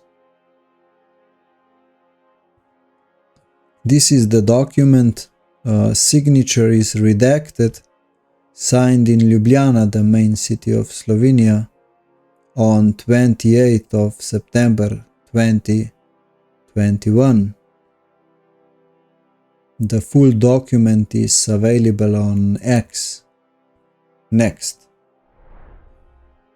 Conscious creating, bringing something into existence through thoughts, emotions, and actions, starting with unity represented as duality, upon which experience can be experienced. First, we need separation to create space. One must distinguish something from nothing, dividing one into two to establish a placeholder, a space for creation to unfold. Consciousness is fundamental to distinguish between those two states. I started with mind control leading through fear to trauma into internal division. I delved into consciousness and talked about observing causality and the trivium as the means of interacting with it. With creation, I want to discuss how to unite the seemingly divided old into improved new, transmuting potential into progress. In Kabbalah, the first act of creation is self-withdrawal of God to create an empty space. Following sound logic, if God is absolute, without disassociation, you can get a separate identity. I'm using 3 for consciousness, represented as triangle, adding clarity to duality. Adding clarity to duality is what consciousness does. Circle dot as pattern recognition, cause and effect, dual nature of the same whole. I'm using 6 for creation, 2 circle dots or 2 triangles, masculine, feminine.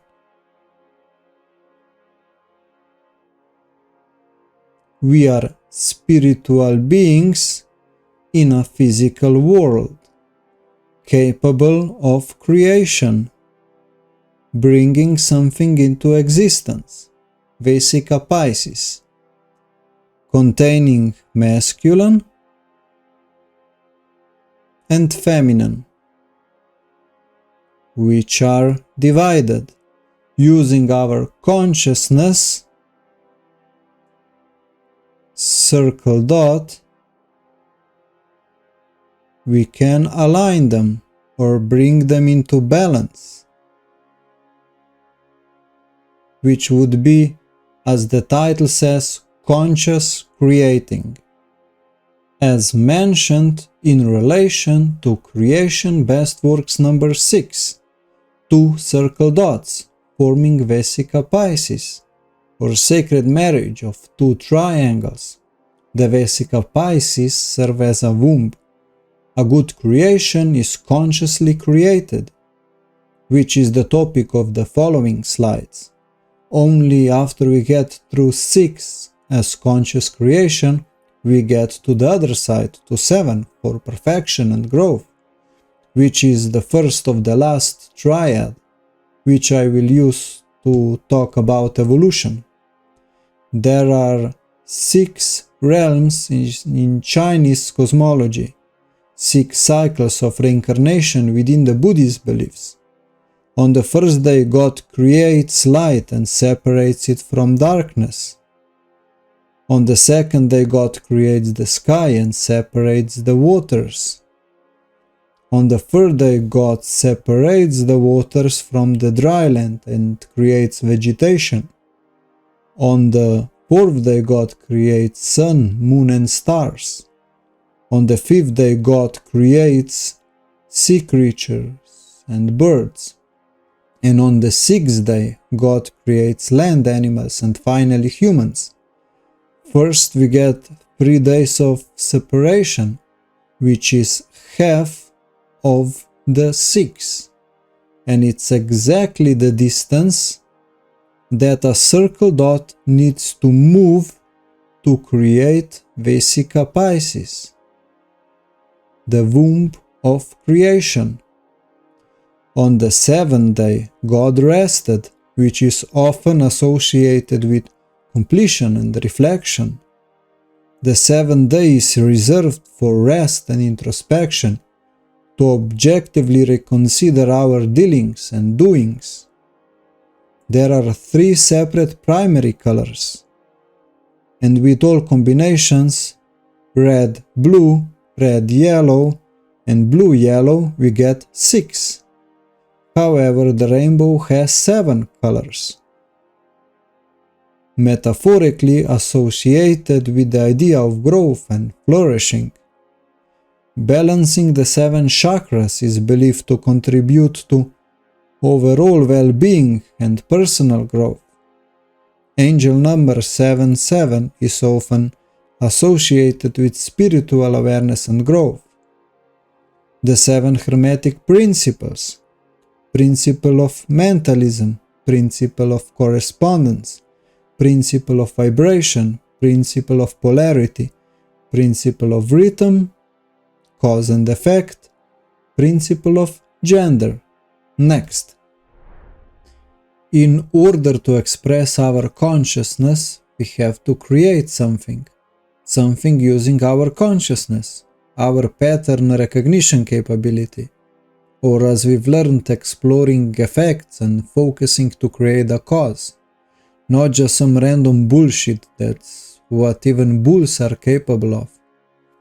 Once we care enough to create something worthwhile, there are 2 prerequisites: natural law and free will. Natural law is understood everywhere. It must count for something if idea resonates all over the world. It's also known as karma or the golden rule. On the internet I found 18 variations of golden rule known to religions all over the world. How do you know if you understand natural law? It reflects in your actions when no one is looking. Do you pick up your litter? Clean a public toilet? Return a shopping cart? How do you earn your wage? Understanding that all these behaviors manifest our living conditions is key. Sve se vrati, sve se plati. What goes around, comes around. Free will or freedom. We can't make a choice if we can't choose. Creation stems from love, while responses often arise from fear, as you've likely heard. Evil only corrupts, never creates. When people align their actions with natural law, acting out of love, sharing, caring, teaching, respecting, the aggregate effect will be positive. If they react out of fear and cause harm, engaging in actions like killing, cheating, stealing, the aggregate effect will be negative. Or as Mark Passio puts it, natural law is the deterministic component of the universe. There's a law in the universe that as morality, which is built upon care and truth, increases, freedom increases. And as morality, which is inevitable result of not caring for the truth, declines, freedom declines. If you are interested in grasping the big picture, I don't know a better one to help you set the frame. Next. Every individual is a creator, whether they acknowledge it or not. Creativity is closely linked to the right brain hemisphere, aligned with holistic thinking that enables us to envision the best manifestation from the unmanifested. Artists or those more inclined towards creativity perceive and feel on a deeper level. Those open to patterns of great beauty are also exposed to patterns of significant sorrow and pain. If you find yourself in this category, tread lightly. A small spark of kindness can unleash a colossal burst of sunshine into someone's day and sets off a whole chain of desired effects. The soul that sees beauty may sometimes walk alone. Gita. The wound is the place where the light enters you. Rumi. Karma, translated from Sanskrit, means action. A smile is an action. A simple greeting and a heartfelt smile can inspire others to believe in themselves, encouraging them to perform additional good deeds and resist succumbing to fear propaganda that steers them towards hate and making wrong decisions. It's not a glorious macro vision of how to unite heaven and earth itself, but it's a proximal beginning of exactly that process. Jordan Peterson. Consider how much love has been taken from our lives just with face coverings alone. Picture a pair of eyes above the mask. Are they happy and hopeful? In my memory, they are fearful and lost. If there's a war against the smile itself, every smile becomes an act of rebellion. Revolutions begin with one individual and one idea. Why shouldn't that idea be simple? Like violence is wrong, while saving the world one smile at a time. Next. Nemic's Manifesto from Andor TV series. There will be times when the struggle seems impossible. I know this already. Alone, unsure, dwarfed by the scale of the enemy. Remember this. Freedom is a pure idea.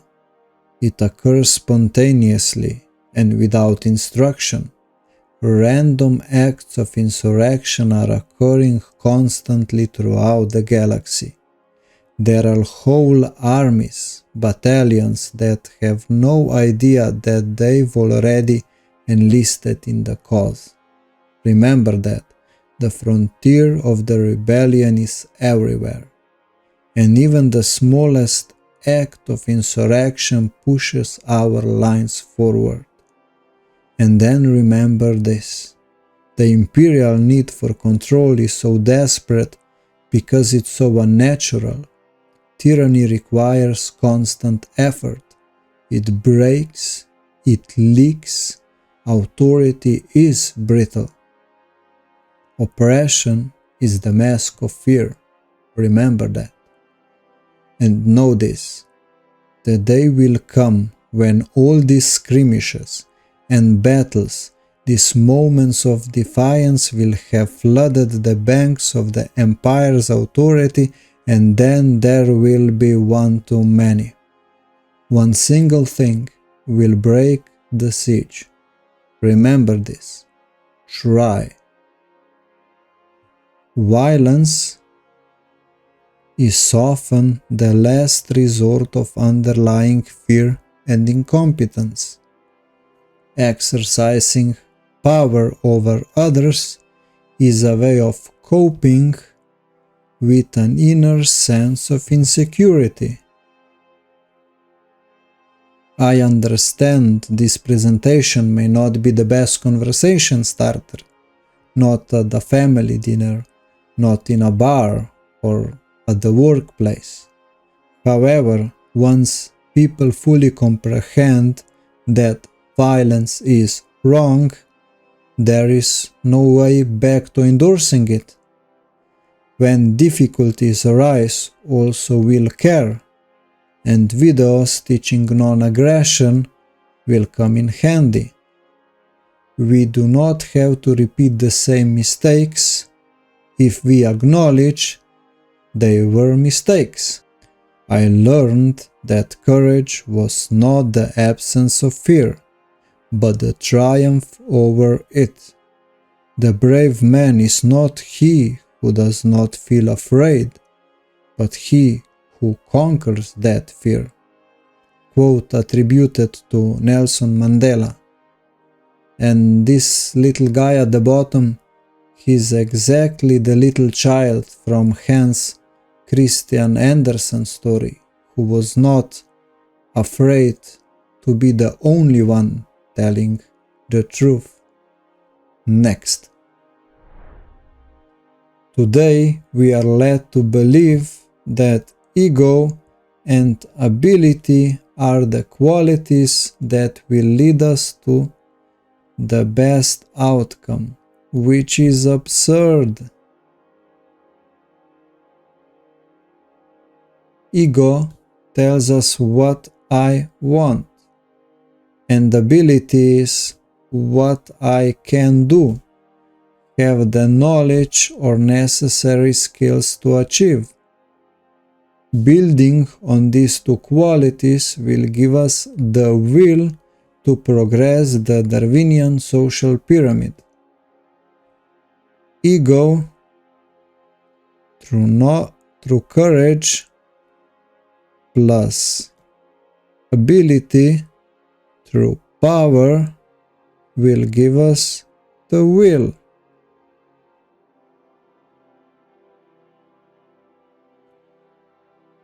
What I want is the question answered by ego, and it's non-binding. What I will is totally different game because it's a declaration. A person trapped in this mindset would associate with physical and masculine traits, ignoring the well-being of others, leading towards control and master mentality, possible even psychopathy. To control psychopathy, which is master mentality. Not caring about others is a necessity to win the game of social Darwinism, and psychopaths are born for it, wanting to have the cake and steal others too. Psychopathy is a sickness, and we must find a way to heal it. The path of the will through competition to control ends in fear. Next. There's a different side of the same coin, a spiritual side.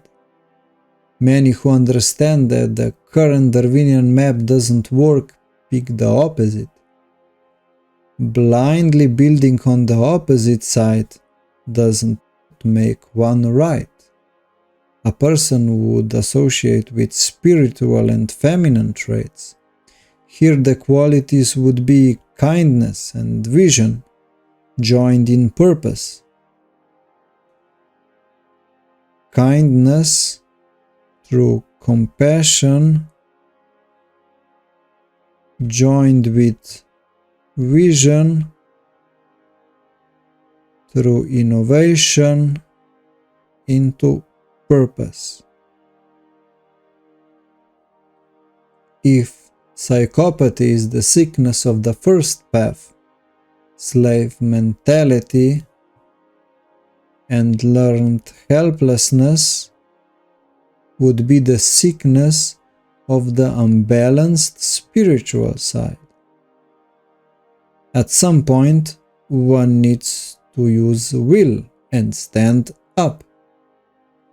The path of purpose through corporation to subjugation ends in fear. Purpose through subjugation, leading to learned helplessness, which would be slave mentality.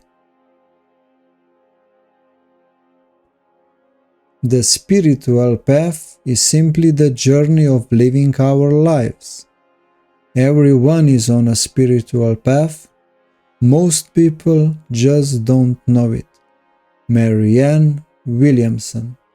Next. Through the school system, we are quote-unquote raised with the wrong map. Good luck finding real treasure if your whole map is wrong. Here I simply married the feminine spiritual with masculine physical component. I like to think about it as a tool or a map. I kept the words to observe emerging patterns, joining attention with intention.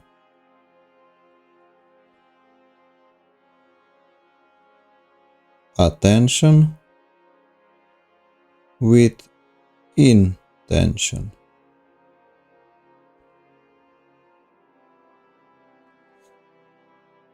The animal kingdom and social Darwinism are covered with physical masculine triangle. Without consciousness, there is no purpose. If you imagine this map as a composite of two parts, it becomes obvious that investing only in one side will lead us into false freedom. Pretending we are above everyone else, wanting to control others, will lead us into master mentality. Pretending we are below everyone else, wanting to be controlled by others, will lead us into slave mentality.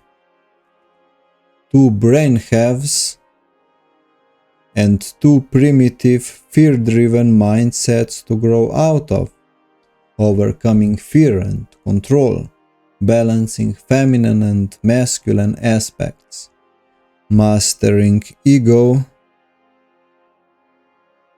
and ability,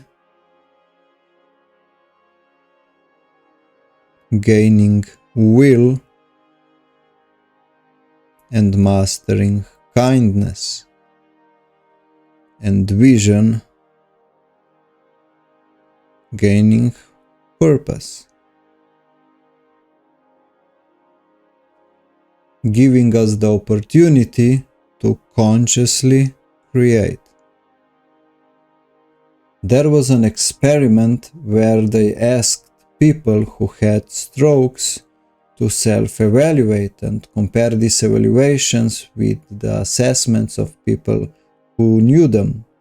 People with damaged feminine sides would overestimate themselves and people with damaged masculine sides would underestimate themselves, a manifestation of Dunning-Kruger effect.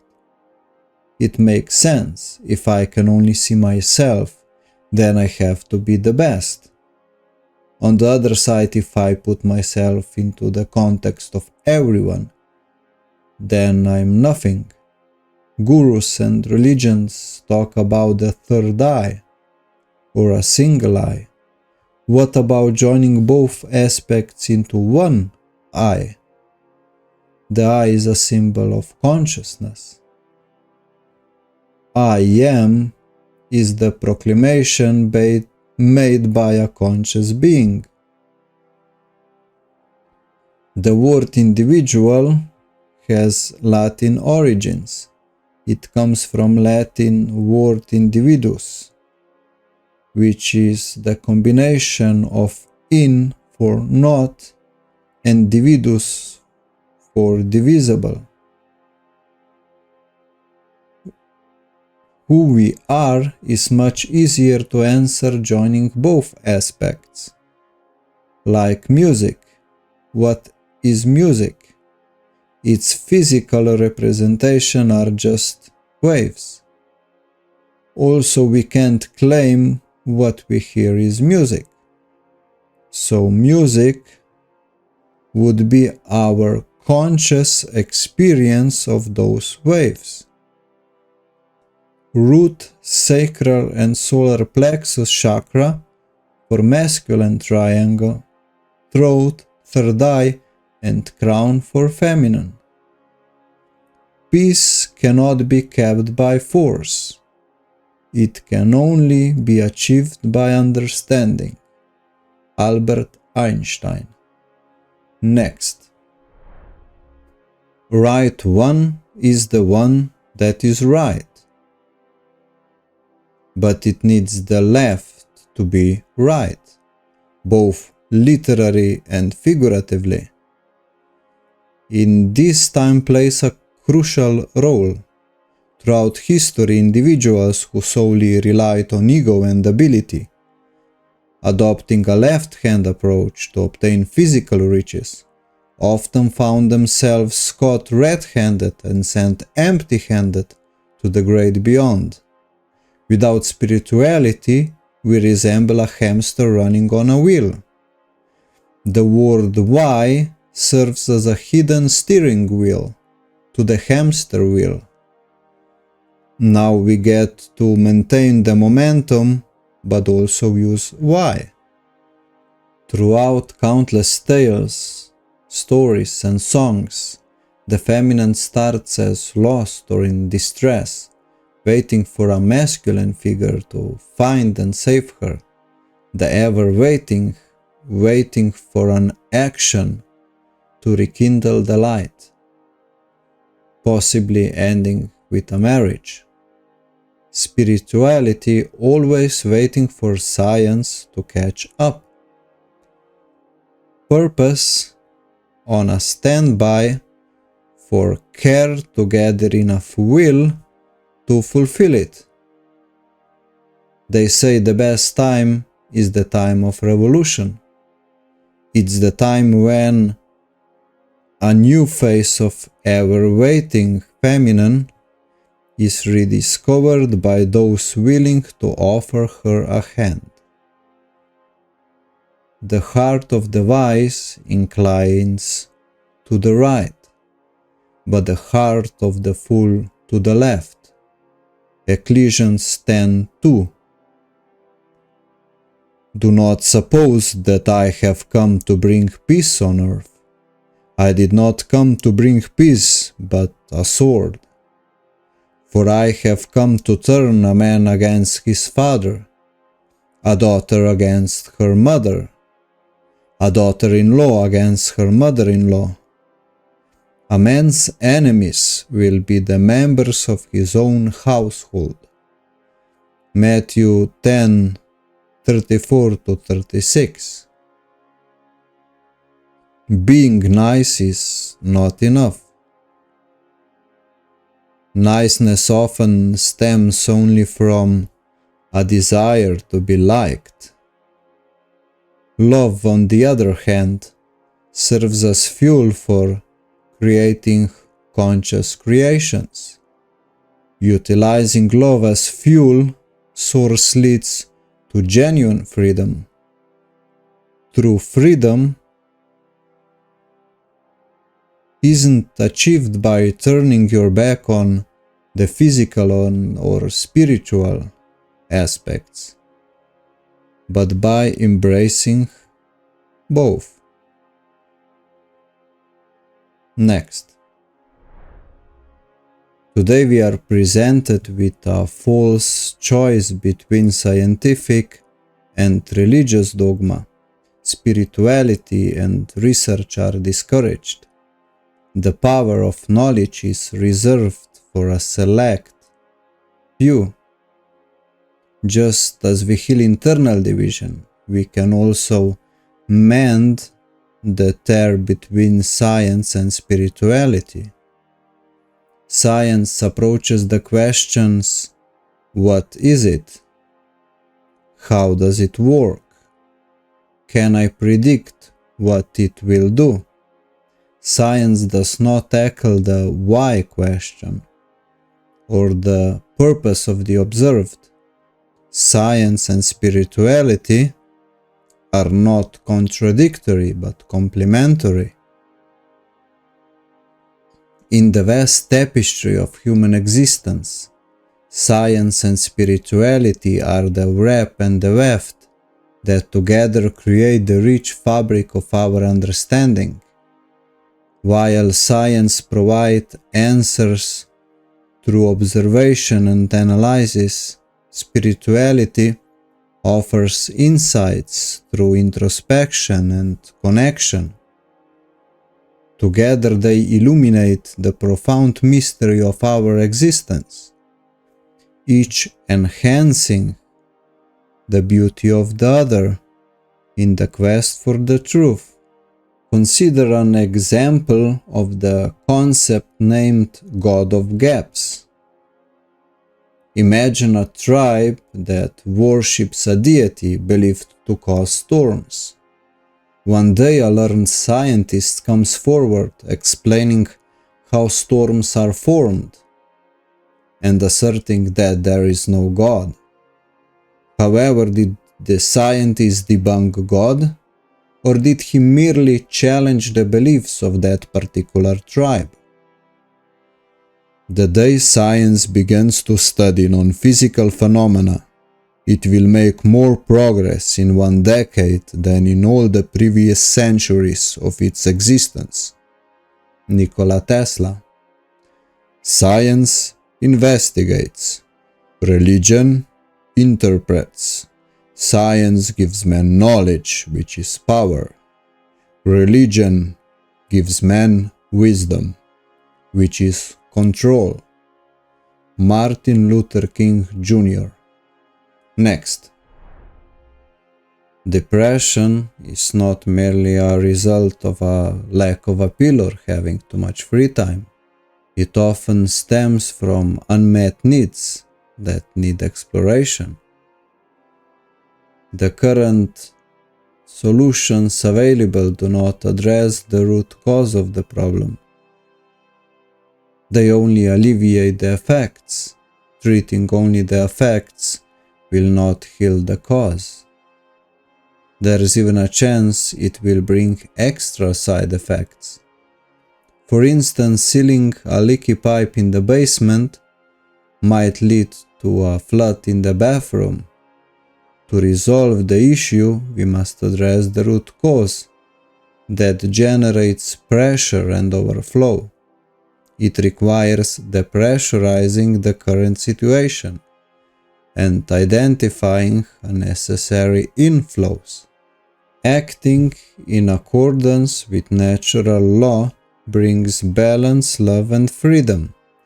Unmet needs signal to our body that we are lost, internally divided, with our thoughts, emotions, and actions out of alignment. At one point, the state of unease becomes normal response to surroundings. Throughout history we trained with spears, bows, cannons, guns, tanks and planes. Mere toys compared to what we have at our disposal today. Change is hard. But it happens exactly when the pain of not changing becomes bigger than the fear of change, or when the desire to achieve something becomes bigger than the current comfort zone. Pain and depression serve as an invitation to embark on a journey. Once accepted, we are a step ahead of all those too blind to see the need for change. A journey much needed if we want to avoid seeing what mind controllers have prepared for us. We truly can't afford any more wrong ideas. The only comfort is that now we should at least know what not to do. In my exploration of natural law and individual sovereignty, I found common law. Think of it as a natural law in practice. It's a more left-brained logical approach, but that doesn't mean more right-brained spiritual artistic types should avoid it. On the contrary, it could have an even better impact, since it would encompass overcoming at the same time, working on equilibrium. Oh, rejoice, you fortunate soul, when you catch a guru teaching proper gun-handling manners, and reggae singers teaching common law as an intro to a song. While the invitation may not be to our liking, the journey evolves into a rewarding treasure hunt. A black sheep is always easy to point out. Next. Fear leads to control, and control leads back to fear. Victim-perpetrator cycles can extend over generations. A damaged ego leads to grasping for control through intimidation and interrogation, inviting others to play the role of victim or ignorant. Victims and ignorance then invite others to ramp up intimidation and interrogation, and the cycle repeats. Traditional families are important, since the structure helps with child rearing. A strong father figure and a caring mother figure foster a healthy environment.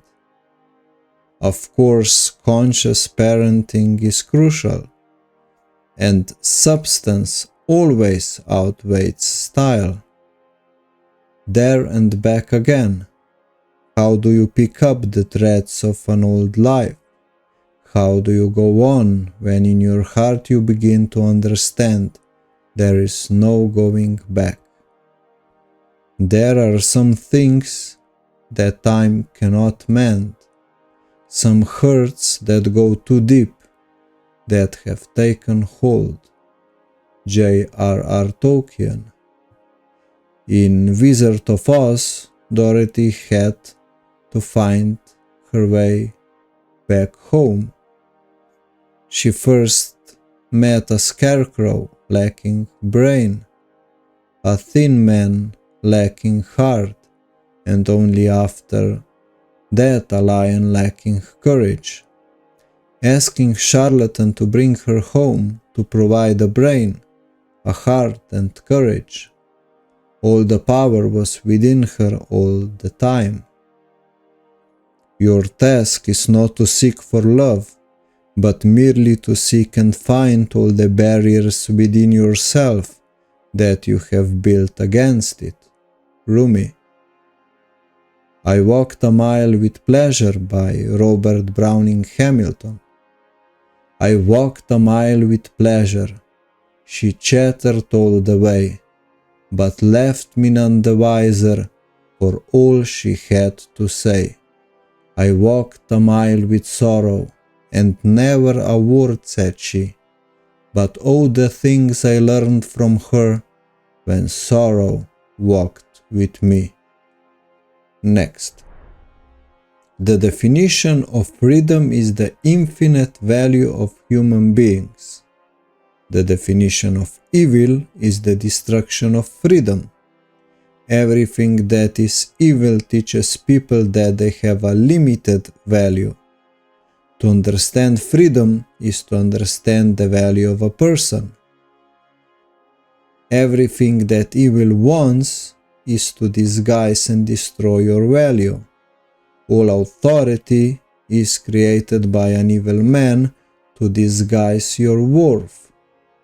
To understand your worth is to understand the nature of true liberty. Jeremy Locke. Every individual possesses the fundamental right to disassociate from specific individual or a group. Our obligatory associations with local governments, law enforcement and court system infringes upon this basic freedom. One of the most compelling musical dramas showcasing human value and internal division is Disney's The Hunchback of Notre Dame from 1996. I highly recommend it.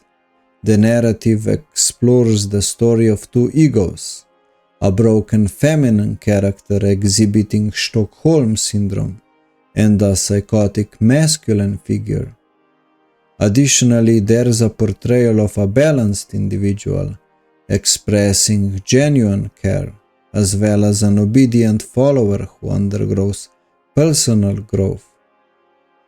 Now, here is the riddle to guess if you can sing the bells of Notre Dame. What makes a monster and what makes a man?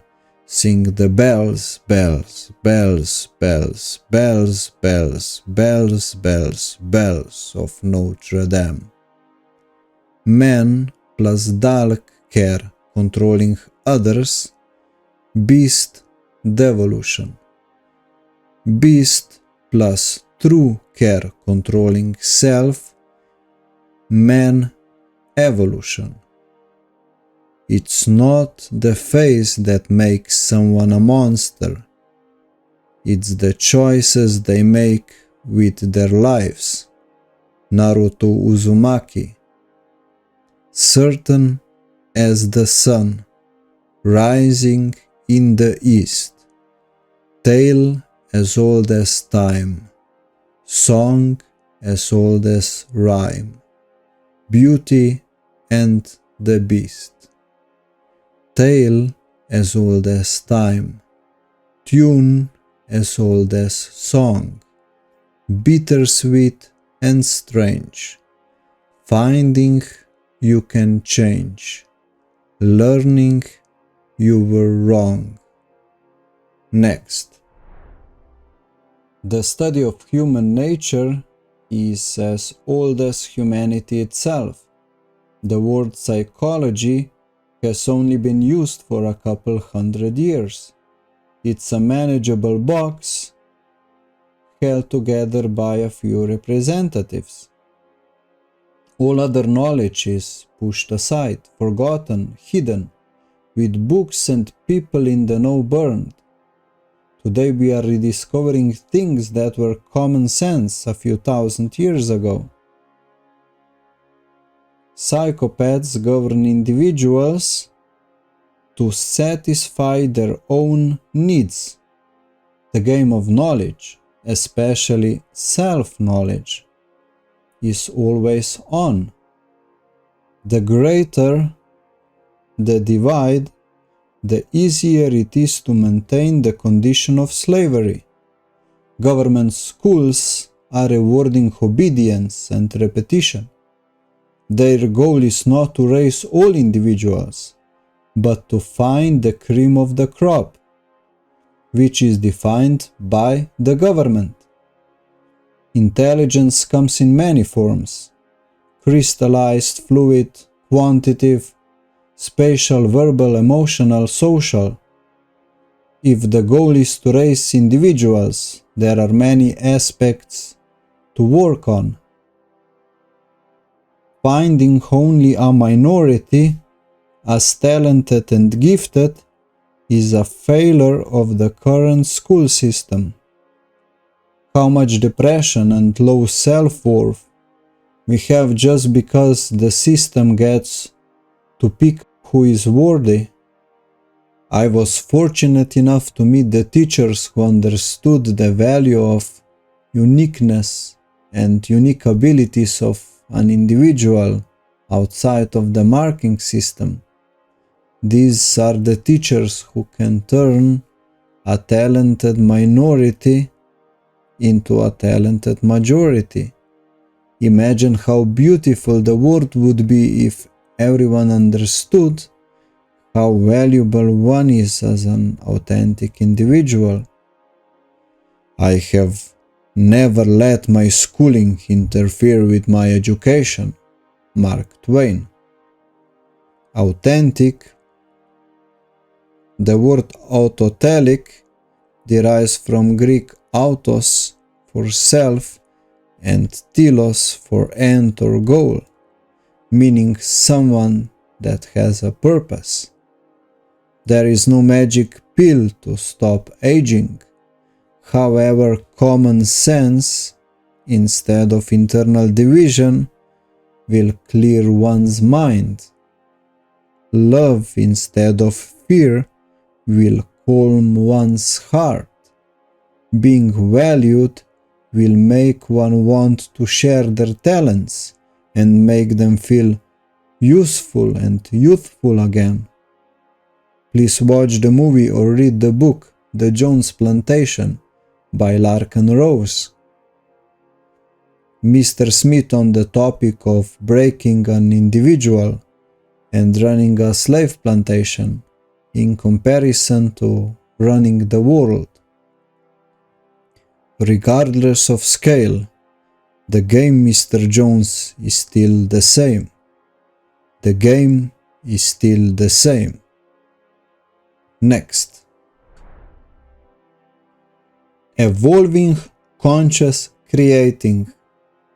Gradual development of consciously bringing something into existence through thoughts, emotions, and actions.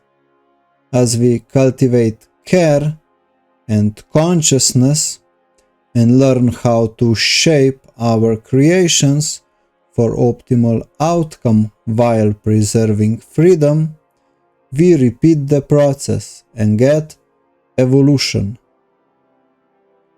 Consciousness creates conscious evolution. This evolutionary process involves continually refining our creations and seeking progress rather than mere balance.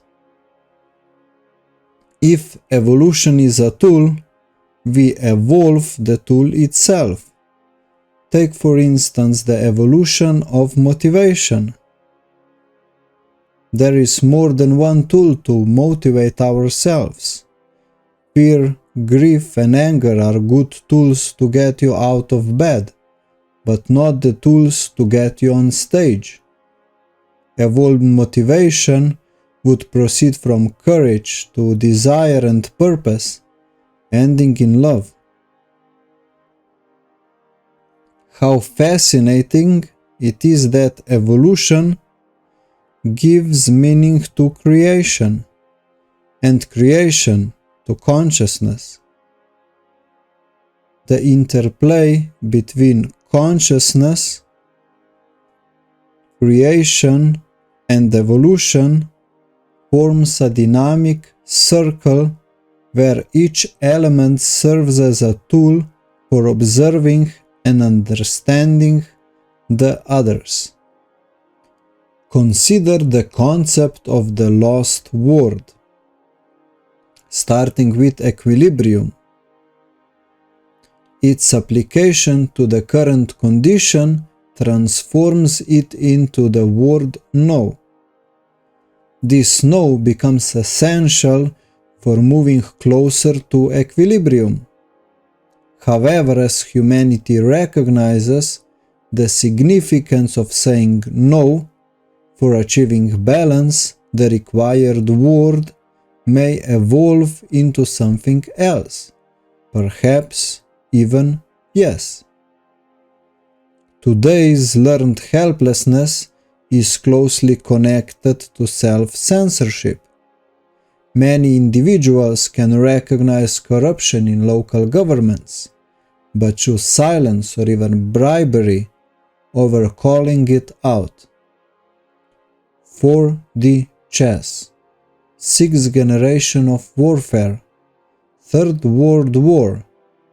As long as there are individuals plotting, scheming and leveraging your life, health and efforts to keep you out of the game and deprive you of your God-given gifts, there is only one war. A war for your soul. And it ends with a long march home, a metaphorical journey of self-discovery, personal growth, and finding one's true purpose. Individuals need to find their path to improvement, and society will improve accordingly. Better to reign in hell than serve in heaven. John Milton, Paradise Lost. Next. The third free for growth and completion. For Trinity and action, 3 times 3. 3 plus 6 plus 9 equals 18. 1 plus 8 equals 9. Symbol for Aven has 3 rays, 3 dots and 3 circles. In Welsh mythology, Aven is the inspiration of poets or bards, or its personification. Aven is the inspirational muse of creative artists in general. Neo-Druids define Aven as flowing energy or a force that flows with the essence of life. Triquetra in Christianity, the Father, the Son, and the Holy Spirit. Nordic Triquetra or Polknut representing All Father. Neo-pagan traditions, Triple Goddess, Maiden, Mother, and Crone. 9 Egyptian gods, the Ennead. Norse mythology, 9 worlds. Greek mythology, 9 muses. Chinese mythology, 9 dragons. Hindu mythology, Navagraha. African mythology, 9-fold personality of Orunmila. Arthurian legend, 9 worthies. 9 is also the number of ego and repetition. If we just repeat the same thing, there will be no improvement, only maintaining the situation. Take any number and add 9. The sum of initial numbers will not change. 4 plus 9 equals 13. 1 plus 3 equals 4. 21 plus 9 equals 30. 3 plus 0 equals 3. 2 plus 1 also equals 3. Or multiply 9 with any number and the sum of the result will always be 9. 6 times 9 equals 54. 5 plus 4 equals 9.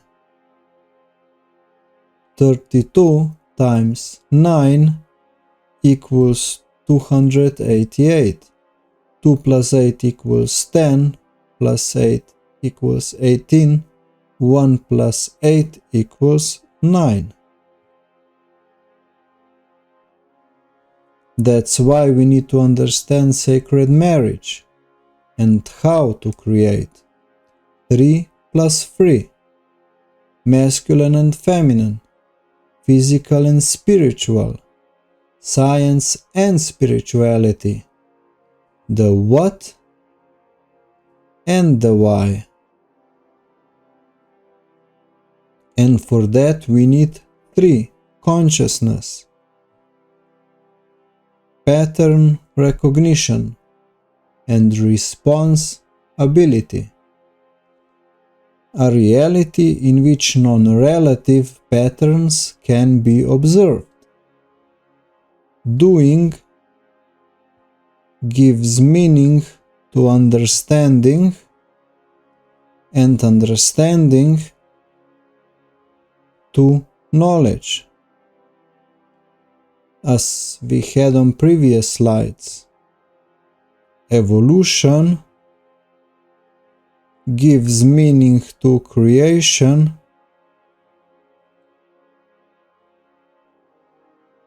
and creation gives meaning to consciousness. The logic stays the same. Once again, 3 for consciousness. Triangle, adding clarity to duality. Adding clarity to duality is what consciousness does. Circle dot as pattern observation, cause and effect. Dual nature of the same whole. 6 for creation, spiritual beings in a physical world, capable of creation, Vesica Pisces. Vesica Pisces containing masculine triangle and feminine triangle, divided masculine and feminine. If we join them, we get perfect creation. And if we observe perfect creation, we get another 3, another consciousness. That would be 3 times 3. Triquetra, or 3 triangles, again forming 1.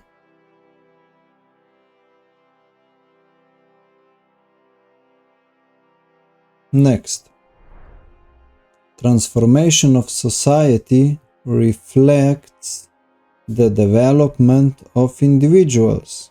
Here are 5 stages of development. Impulsive stage, acting solely on impulse and instinct. That's what babies do. Imperial stage, developing awareness of the world around us, a focus on fulfilling personal needs, emphasizes on ego development. That's what toddlers do. Interpersonal stage, cultivating a socialized mind that recognizes the importance of cultural influences. Society's norms and beliefs become significant. Self-esteem is influenced by external opinions, emphasizes on understanding and adhering to existing rules before attempting improvement. That's what youth does. And unfortunately here we lose majority. Self-authoring stage, defining ourselves independently, not merely following orders, developing the ability to discern between right and wrong, and acting accordingly, engaging with causality and employing consciousness in decision-making. A critical stage where individuals wake up to their own ego and the ego of others, fostering personal and moral growth. Self-transformation stage. Breaking free from attachments to identities and predefined roles. Understanding that yesterday's norms may not align with tomorrow's. Continuously updating mental models in response to new information. Embracing the idea that there is always more to learn. In this stage, individuals are awake, grown up, and actively stepping up and contributing to evolution of all. Next. Acting on impulse and instinct is necessary to develop an ego. Ego is needed to place ourselves in society. Being able to work with society is a requirement to understand rights. Outgrowing social norms requires not just following, but also responding, which is necessary for further development.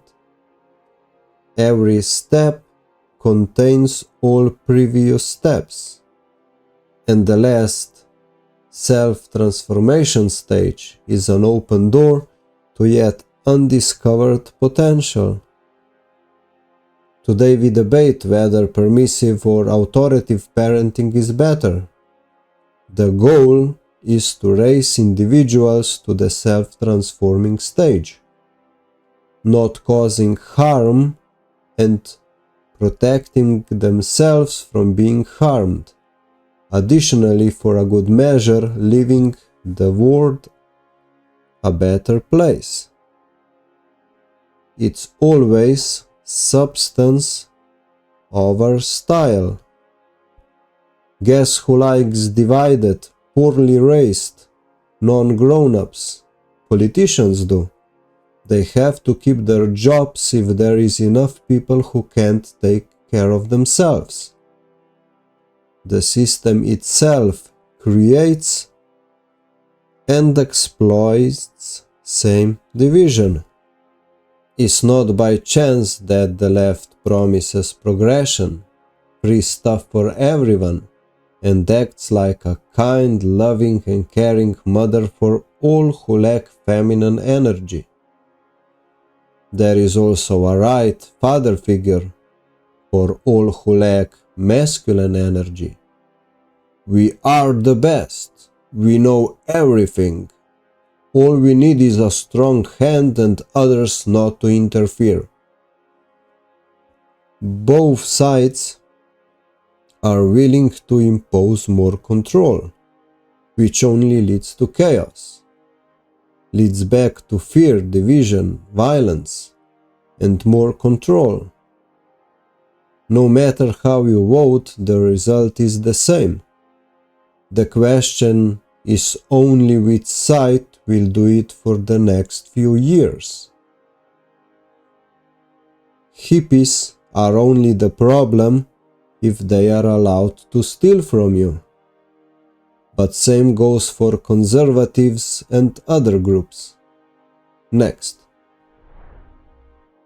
Throughout our lives, understanding of what's right improves.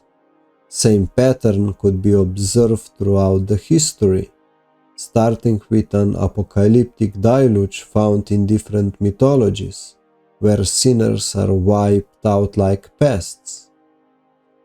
Epic of Gilgamesh in Mesopotamian mythology, Manu in Hindu mythology, Noah in Abrahamic religions, Islam, Judaism and Christianity. Later in history, God-given or written laws emerged, meant to be followed without question, fitting for a younger child. An excellent example is Moses in the book of Exodus and the Ten Commandments. Also Maat's ancient Egyptian ethics, Hinduism, Dharma, Babylon, Code of Hammurabi. Buddhism, Noble Eightfold Path. Islam, 5 Pillars of Islam. Confucian Ethics, Confucianism. The imperfectness of human interpretation of God's message does not reflect the imperfection of God. There is truth and there is our comprehension of it. God is love and love is more than commandments. Love is enough. Love does not control. It creates and allows for growth. Today we are invited to participate, to pick and choose what should be deemed right and wrong, and to determine the punishments for those who do not follow the rules. The ruling majority justifies its rule through power advantage. It's the same old Darwinian logic. However, nature does not operate as we please. Therefore, the game is not about making up the rules that fit us, but to understand the natural law. The better we understand how it works, the more value it offers. Chess masters predict moves under a given set of rules. The same applies to other games. The better the understanding of given rules, the better the chances of winning. If you create your own rules, you are simply cast out, like Lucifer. One can learn how not to lose a tic-tac-toe in a 3-minute video. Natural law is just like that, applied to infinity.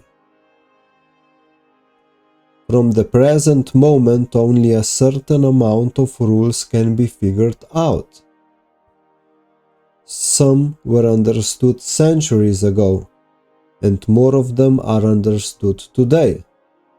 Imagine what could be understood tomorrow. Next. Simple thought experiment to contemplate natural law and rights is the few-person island scenario. Truth is unchangeable, so rights understood by them can be applied to the whole world. Cause and effect in this scenario becomes blatantly obvious.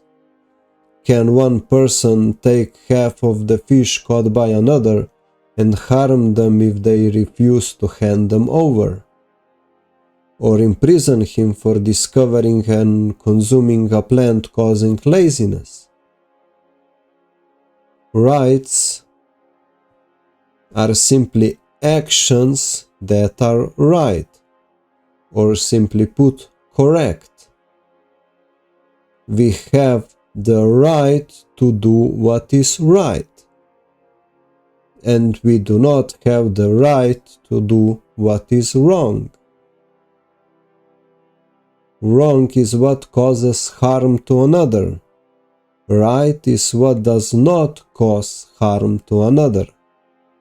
To be moral means that one can distinguish between right and wrong, or good and bad behavior, and acts in accordance.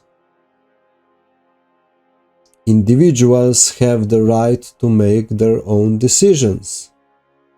You have no right, meaning you are wrong, to force someone to support and pay for your ideas. Simultaneously, you have no right to choose, elect, or select someone or a group to do it for you. If you do not have the right to do something, you can't give that right to someone else. If you do not have the right to do something, you can't give that right to someone else. Rights cannot be given or awarded. They cannot be taken away, only disregarded or ignored. A truly good person recognizes that growth is an integral part of goodness. A good person is the one actively working on getting better. Next. I've been interested in the bigger picture since I can remember. However, the active search started with decentralization and blockchain in 2017. Decentralization as a tool to cut out the middleman was most intriguing. New tools and ideas were needed. Active minds were appreciated and paid. However, I had to learn the hard way that change needs to come hand in hand with moral growth. New systems with old greed do not yield better results. It's like putting new wine in old wineskins. I believe that one day blockchain meets enough people with strong moral values to create something marvelous. Robbed, left high and dry, I started to look for other solutions. I delved into different political systems, only to discover, well, the same. People who do not understand the concept of human rights can form a system that respects human rights. The pandemic came and I learned that the world can work in unison. Religions, governments, organizations, legacy media, social media. Lockdowns were hard since a second opinion was not allowed. Starting to grasp how evil the government is in the middle of pandemic was not fun. Just asking questions would make someone an enemy. This cornered my research into alternative social media sites and alternative news. But they just wanted their truth to be the truth. In hindsight, it makes sense. They would cater to the ego of those who wanted to win, to those who woke up but hadn't yet grown up and healed their internal division yet. Not satisfied, I needed few more rabbit holes and found truthers and New Age spiritual teachers. In hindsight, they would also cater to and exploit those who woke up but hadn't healed their internal divisions yet. Real magnets for people in a state of fear who still believed in kindness and purpose. They would promise a great awakening, a big shift. The Savior was coming. Just wait and see. Awakened, but no stepping up is needed. Just wait and see. With doctors and psychiatrists occupied, churches locked or simply inaccessible for unvaccinated individuals, I was cornered into researching even more. It gets challenging when you have nowhere to go and have to look inside. Who would think that solitude and being alone could be a blessing in disguise? In my research, I had to give everyone a fair chance. If I dismissed them, I wouldn't know their story. However, if one is stubborn enough, he will find teachers who teach things that I've been echoing in this video, not selling their solutions, but helping you to find your own. The idea is simple. If we diligently search for the truth, we congregate to the same focal point. For where two or three gather in my name, there am I with them. Matthew 18:20. Next. After touching philosophy and psychology, I delved into human condition. Adding symbolism, esoteric and occult knowledge was an essential element that made this presentation possible. The circle dot and triangle served as a framework, allowing me to contemplate on the substance.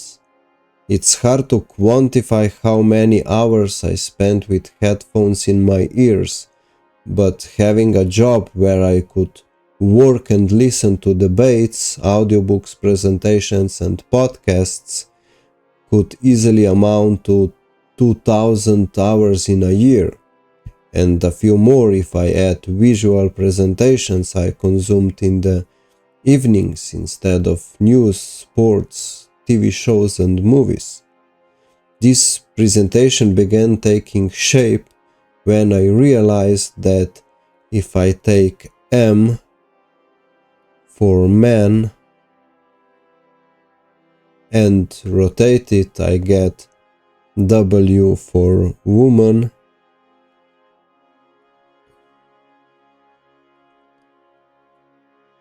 and overlapping them creates a symbol for a sacred marriage.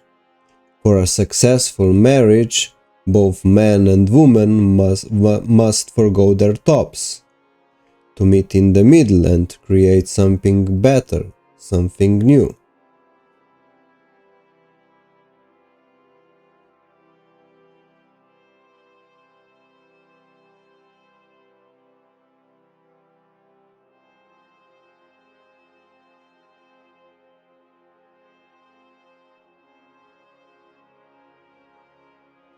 Adding words would help me refine ideas further.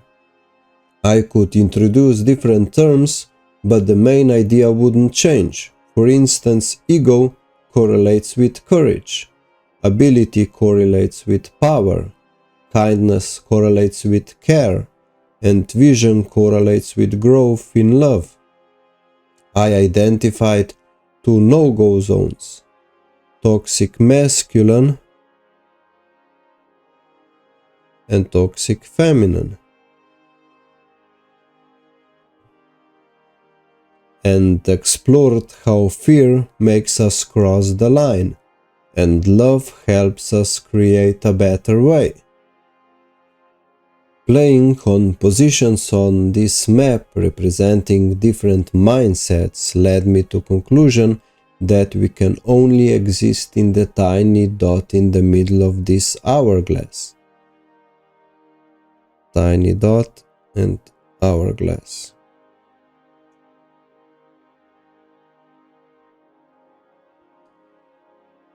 It is one truth and one reality. In this hourglass, the spiritual side manifests the physical as the sun falls down. Every one of 8 million shares the same grain in the middle, the same now. We are at the dot already, and we can only pretend we are not. This is our reality, and this is exactly where all our power is. There is none in the future, and none in the past. Also, X marks the spot, and if we dig here, we might just find a treasure of all treasures: truth, love, and freedom. Next. Talking about evolution, I have to use 9. That's 3 triangles. I observed that 3 masculine triangles trace a hidden feminine.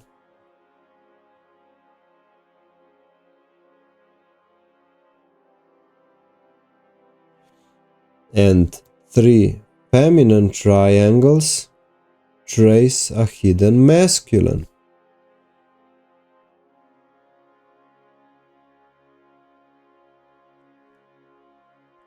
and that the hidden part holds them together, since they themselves share no sides. The small one has the same aspects as the big one. It's smaller because it's on a higher plane, closer to the point. I can also show how one top forms the core of another.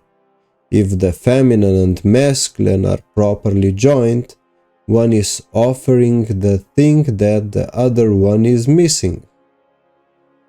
The why to the how, and the how to the why. The why to the how, and the how to the why. The path to enlightenment involves not just balancing little bit less, but optimizing both spiritual and physical aspects, leveraging what has already been accomplished. It's not a goal, but a path of improving the process itself, transmuting potential into progress. 3 and the whole plus 3 and the whole equals 6, which are whole. So much work just to rediscover yin-yang symbol, drawn with triangles. Next. I also found similarities in mystery traditions like Freemasonry,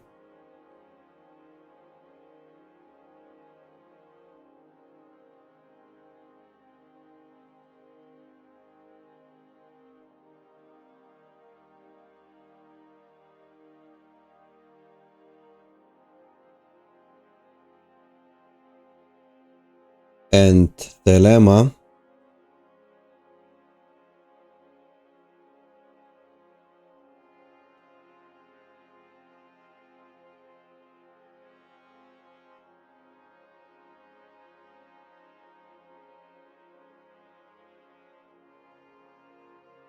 if I finish the square,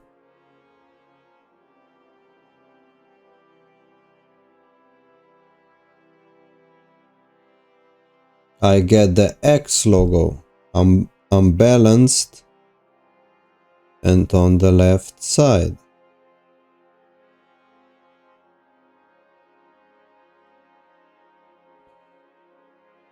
There's also a link to Link and True Master Sword. The sword has engraved Triforce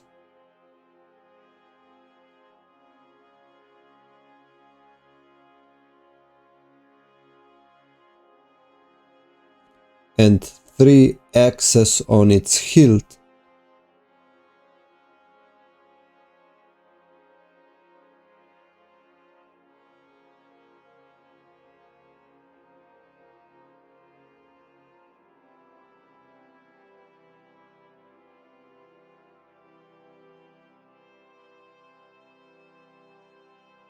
I like how in Zelda canon Triforce has a wish granting power, representing courage, power and wisdom.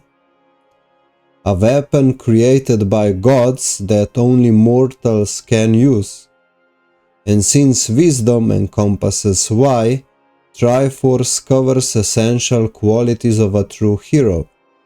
Zelda uses Triforce and her divine power to lock away the darkness itself.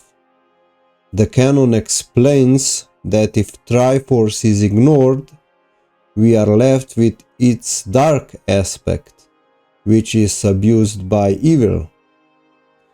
An inverted Triforce could be seen on Demise's sword. Demise also has an imbalanced X on his third eye position, just like the logo of X. Lucifer's and Melkor's free will not aligning with the higher will. Both wanted to play by their own rules and cause discord and rebelled. Lucifer was cast out of paradise. Free will allows individuals to make their own rules. However, if these rules are not aligned, individuals create their own truth and their own reality, resulting in wars and pain. Do what thou wilt works only if my will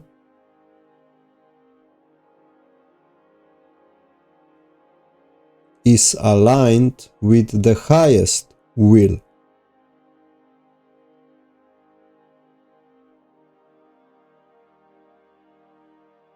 Where we sacrifice the zone of fear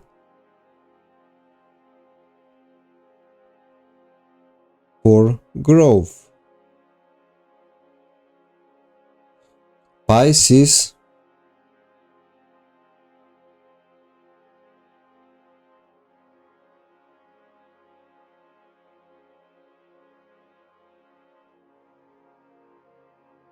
and fishy games like who's the biggest fish?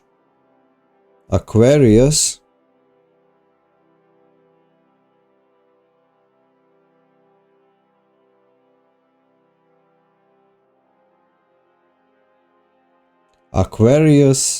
will never close the tap on you and will never stop showering you with the gifts of knowledge.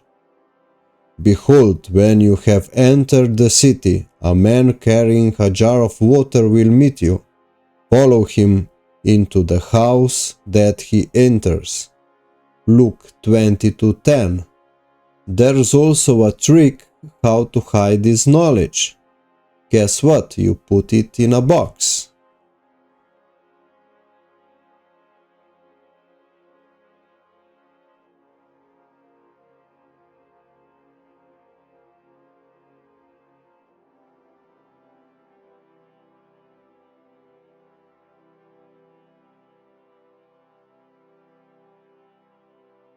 In science, computing and engineering, a black box is a system that can be viewed in terms of inputs and outputs, without any knowledge of its internal workings.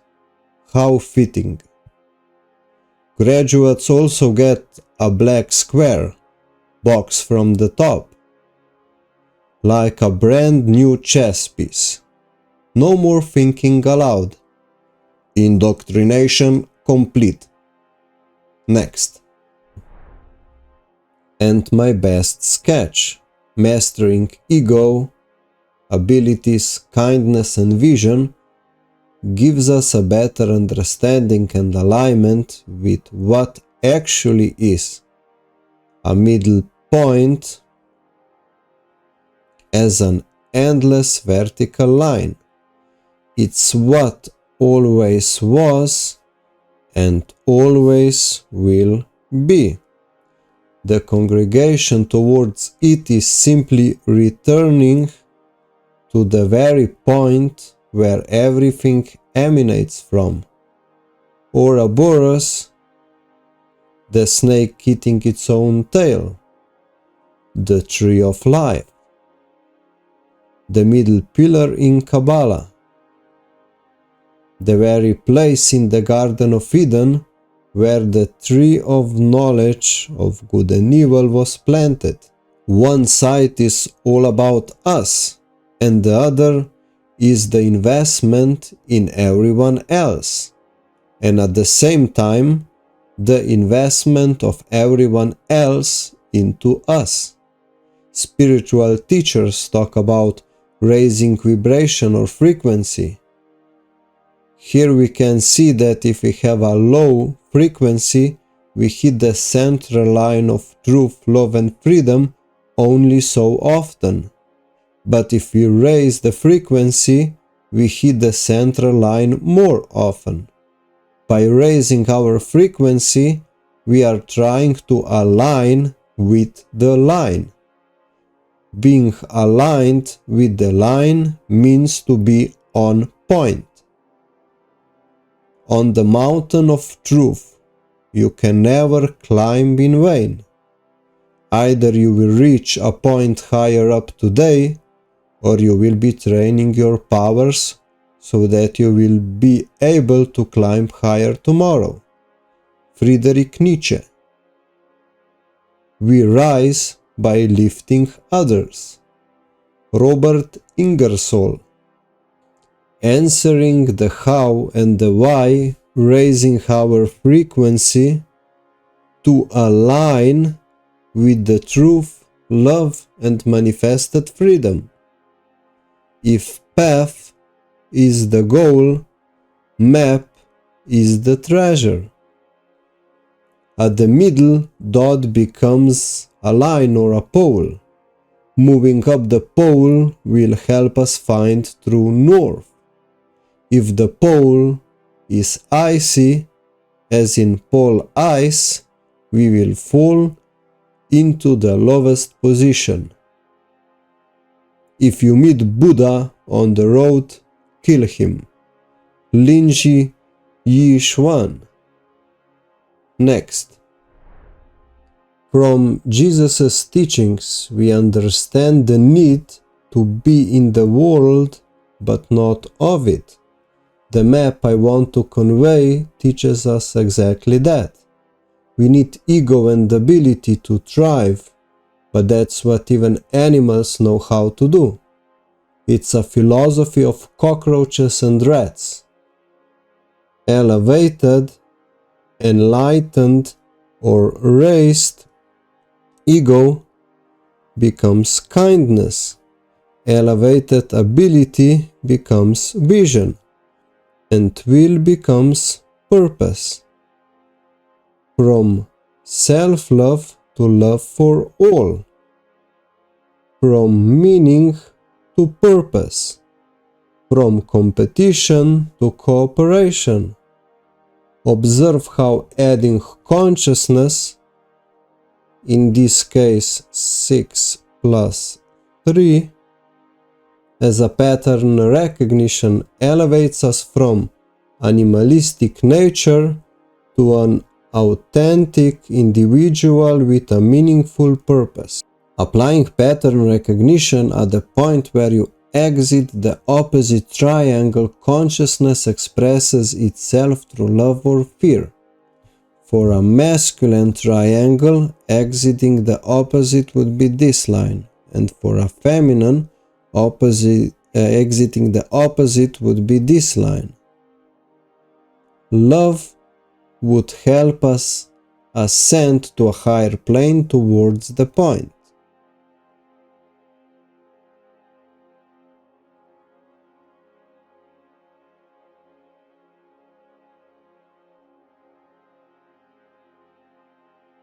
While fear would cause us to cross the line and push us out of self-control into external control, either governing or being governed. For a masculine triangle, that would be mentality of a master. And for a feminine, that would be mentality of a slave.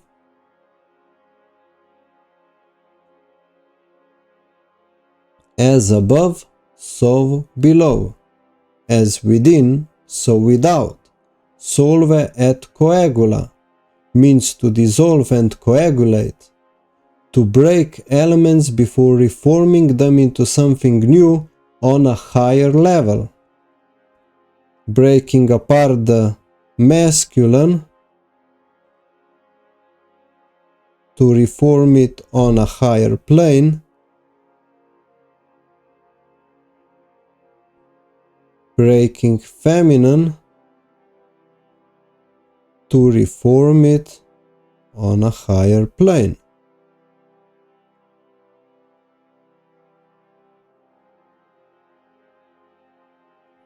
We are collapsing fear and external control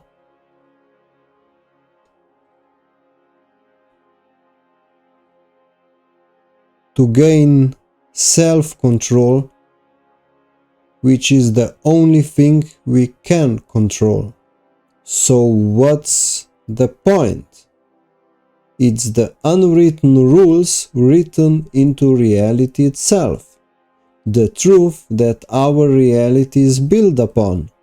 It's self-sufficient, not just predictable but already predicted, which sounds lonely. The imperfection of perfection, it's perfection.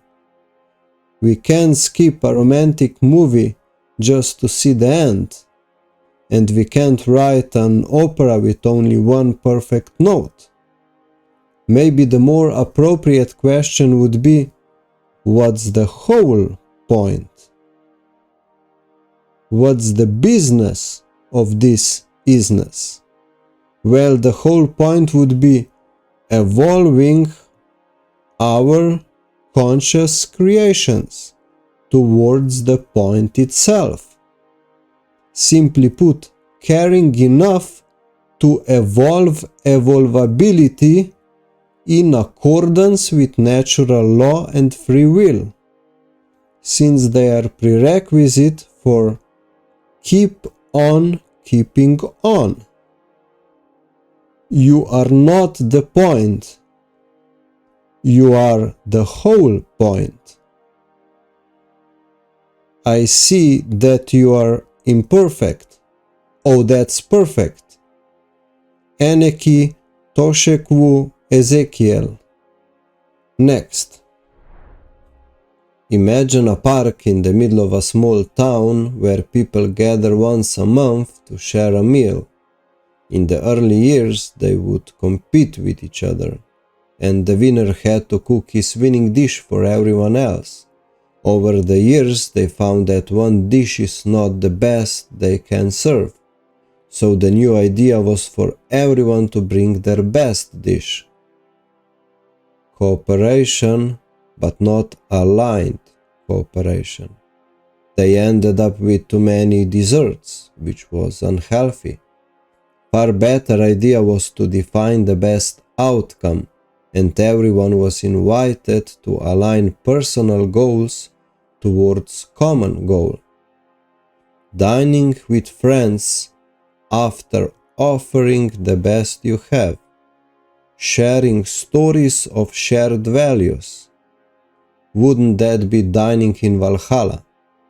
From the movie A Beautiful Mind. Adam Smith needs a revision. If we all go for the blonde, we block each other. Not a single one of us gonna get her.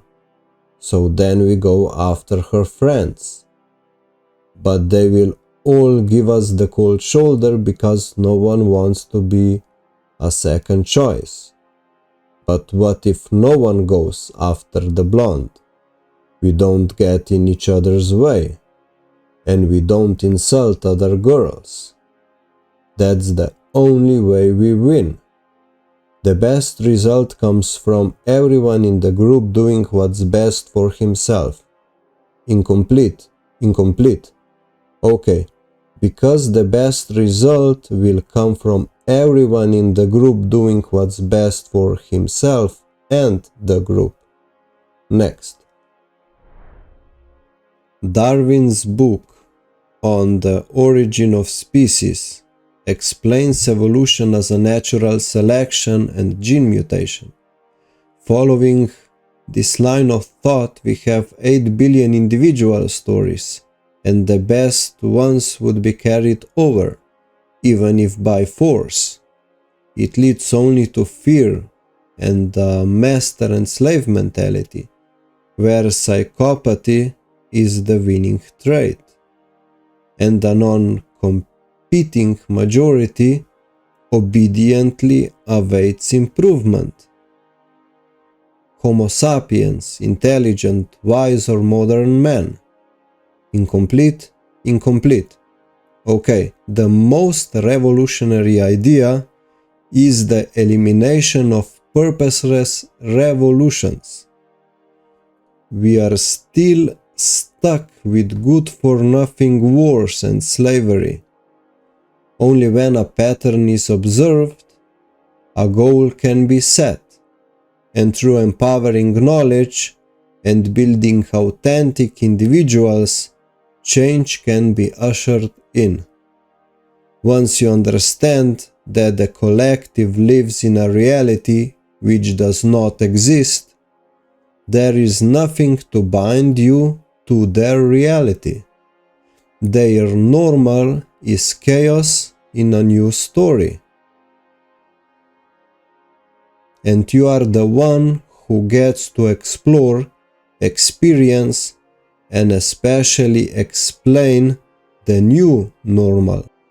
Why wouldn't we consider homo voluntas propositum, suggesting that we not only have the ability of willing conscious evolution voluntas, but also embody a sense of purpose, propositum, or directed evolution, joining the how and the why, where the what is up to individuals through care.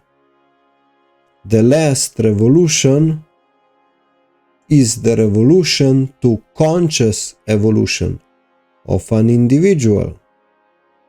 Be the change that you wish to see in the world. Mahatma Gandhi. From the title of the video, UNUM EPICUM. One story, one epic, one song. The one reality we all share. An old story in a new frame.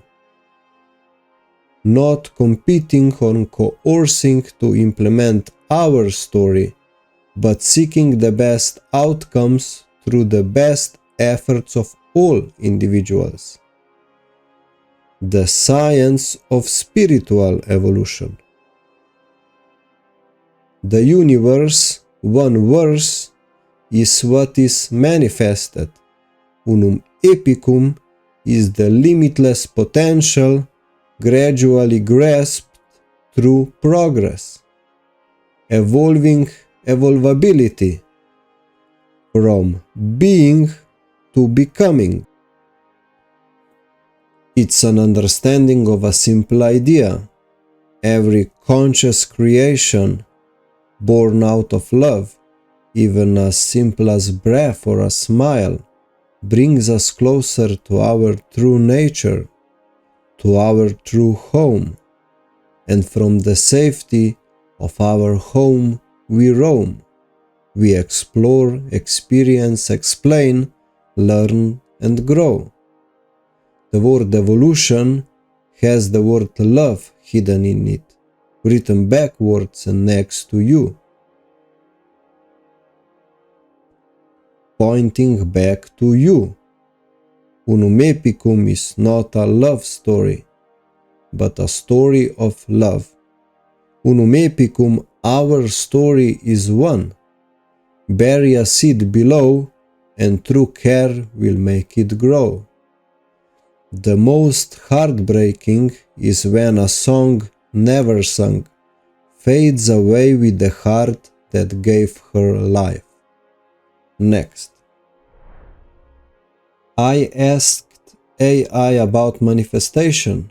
In some spiritual or philosophical contexts, manifestation can refer to the process of bringing something into existence through thought, intention, or belief.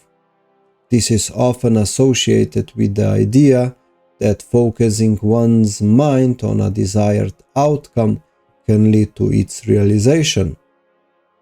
Of course, the action step was missing. Think, feel, and believe.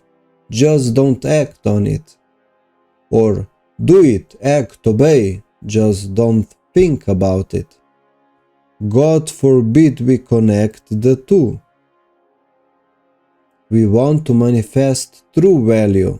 To manifest value, we have to pay attention, the universal spiritual currency.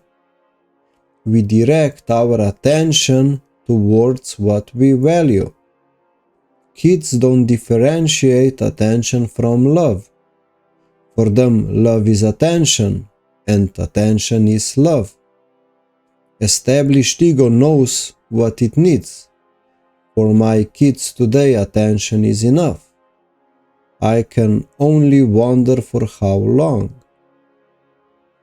How do you turn any metal into gold? One way is to realize that gold is just another metal, a yellowish metal on the softer side. It has agreed upon value. Seeing through that belief will level its value. Value and values change. And knowledge is what shifts them. First, we need to value knowledge, since it can save us from investing in things without value. Knowledge is useful everywhere and impossible to steal, simple to find, and easy to share. Sharing will not deplete it, it will even multiply it. Every willing individual already has an account open. Transactions are fast and free. With knowledge, the victory of one is the victory of us all. Ignorance of one is burden for many anyways. The whole earth is chasing value, but it has so many faces. The job of philosophy is to point people towards real value. A science relies on one's intellect, philosophy relies on intellect and moral compass. Shared values are what societies should be built on. Imagine how fast empty values would be eradicated if we were allowed to disassociate with them. The knowledge of our true nature is crucial, since we can only pretend that we can disregard it. We have never truly left. The goal is not to find a way back, but to let go of the false beliefs instilled in us. This is extremely dangerous for our democracy. Next. Woe to those who feed on fear, for they transform into fear a bite at the time. When challenges invite you on a journey, emerge better, not bitter. To find the architect, look for the one with the biggest picture. 1 + 1 is 2, only if one is equal to the other one. There are no parasites in paradise. Long to belong. Become what you are. Doing good does you good. Get out of the way to find the way. Aspire to desire and desire to admire. Sometimes the hardest thing is finding something you already are. Maybe you have a point, but you are not the point. You are the whole point. I'm dead because I lack desire. I lack desire because I think I possess. I think I possess because I do not try to give. In trying to give, you see that you have nothing. Seeing that you have nothing, you try to give yourself. Trying to give yourself, you see that you are nothing. Seeing that you are nothing, you desire to become. In desiring to become, you begin to live. René Dumas. And it takes so long to see the change. But we look around and it seems so strange. We have come so far, but the journey is long. And we once were weak, but now we're strong. There's a higher place to go, beyond belief, beyond belief, where we reach the next plateau, beyond belief, beyond belief. And from faith to faith we grow, towards the center of the flow, where He beckons us to go, beyond belief, beyond belief. Petra, beyond belief. Next. Everyone desires. The desire to end something is one of the best motivators to manifest an alternative. Our desires were hijacked a long time ago, because properly shaped desire points to real value. That's why they always tell us what to desire and what is missing. If they didn't bombard us with what to desire, a chance would be that we would desire knowledge, truth, love, and freedom. How many inputs of what to desire do you get in a day? First, through suggestions of what to fear. Commercials, fashion, trends, famous people, influencers, religions, to the last politician. We want to keep our desire in check because it makes us us. Where are teachers teaching you how to focus your desire to find true value? It's important to understand where we come from. It helps us to grasp our true potential. It's easy to be a parasite of a slug and much harder to a dragon. For a parasite, there is always motivation to devalue individuals. No matter how much knowledge you give to a slug, it can never fly. However, even if you have a depressed, crawling and selfless dragon with a proper upgrade of his will and purpose, he will fly. And just like one missing brick in the wall that awakens one desire to go on a journey, same goes if only one individual believes in your dragonhood. And yes, you are a dragon. There's a light, a hidden flame inside of you. Your own ego is keeping the treasure of pure potential from yourself. That's why shadow work is done with a mirror. There is no slug in a mirror. The shape may look like it, but just until one's mind is controlled externally instead of internally. What a blessing it is to wake up and think about what is not missing instead of what is missing. Do not be afraid of death. Be afraid of the half-lived life. Larry Hamilton. Courage is the catalyst. Authenticity, the wings. Remove the mask and let your spirit take flight. Next.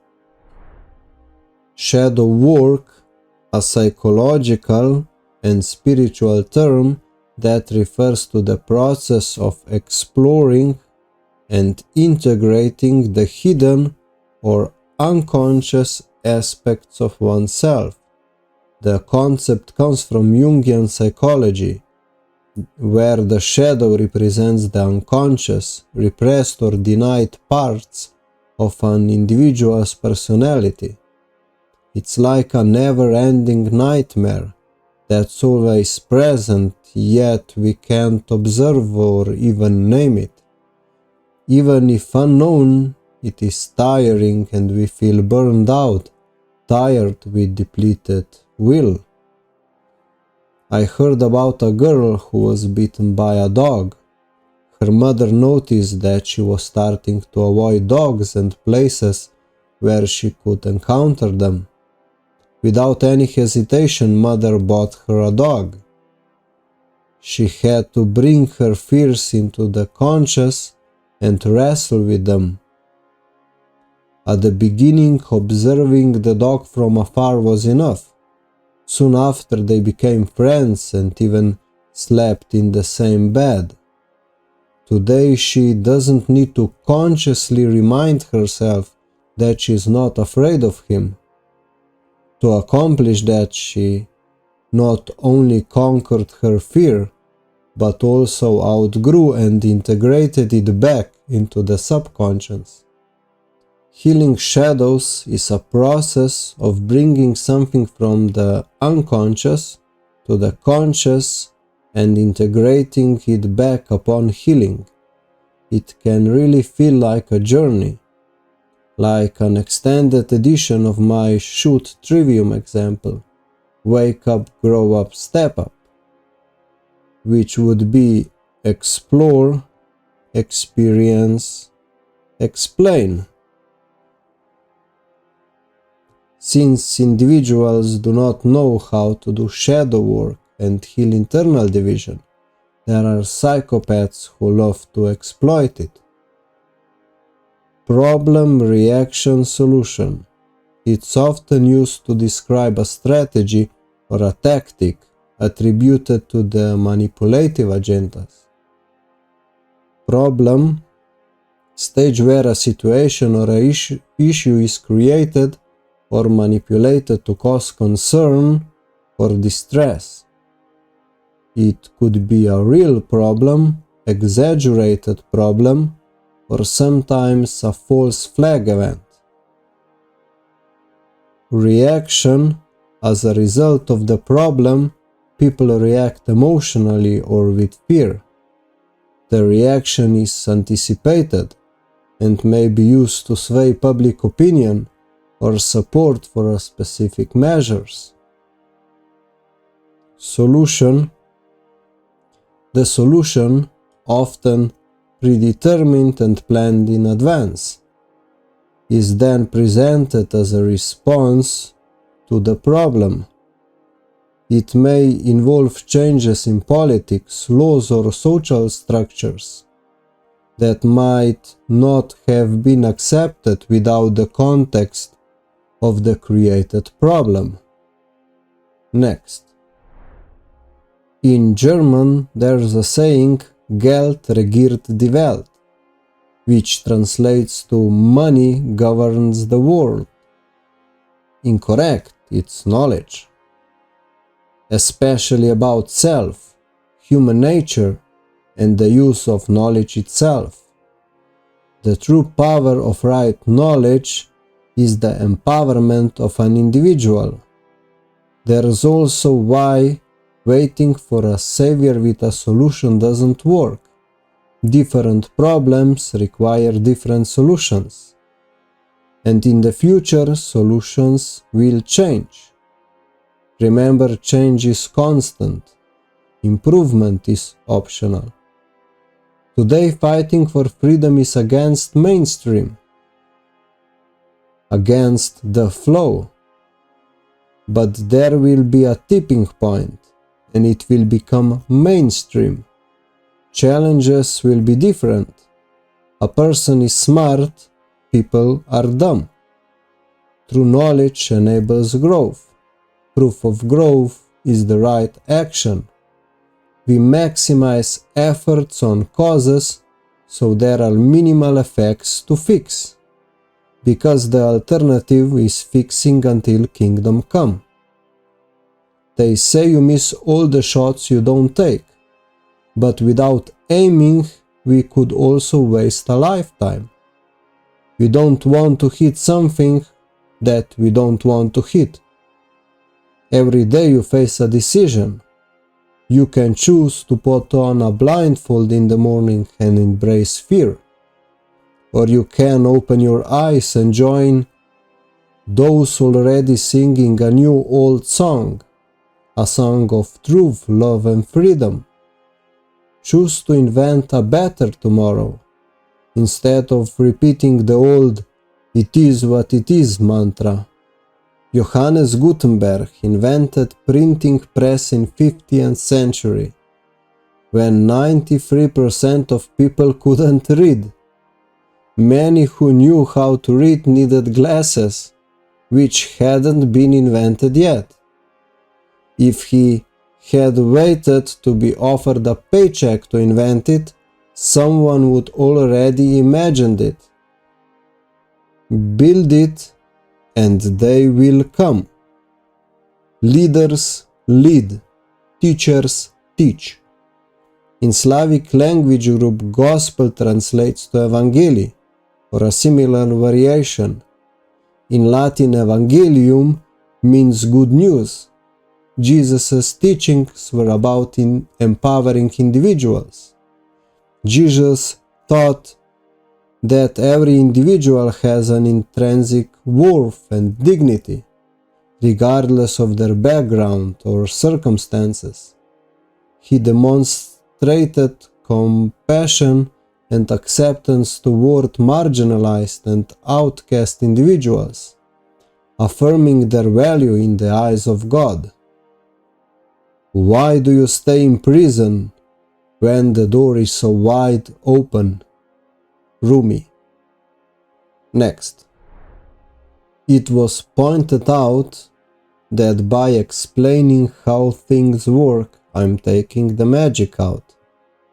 If magic is used to mind control and manipulate people to do harm, I want to do exactly that. If a charlatan is selling you karma insurance for your next life so he gets rich in this, if someone is using Santa or Satan as a big brother to bend your will towards his will, if someone promises you heavens after death so you would follow him till or even into death, if magic is used to create documents that award rights that trample the rights of others, I already possess the best solution is the most ignorant claim. Again, our purpose is to explore, experience, explain, learn and grow. We should not be slow to use the eliminative approach, the via negativa. We have a big list of beliefs to eliminate and grow out. Pointing out inconsistencies and dispelling dark magic is the right thing to do. Helping someone regain their soul is what is truly magical. It was gifted to you and it's yours to keep. It's your disassociated consciousness, your memories, and your wisdom, which can only be gained through experience. The danger of the familiarity is that it can blind us to the magic of the mundane. Let us strive to see the extraordinary in the ordinary. The magic of a new beginning lies in the courage to take the first step. When you learn, teach. When you get, give. Next. Shoulders of giants.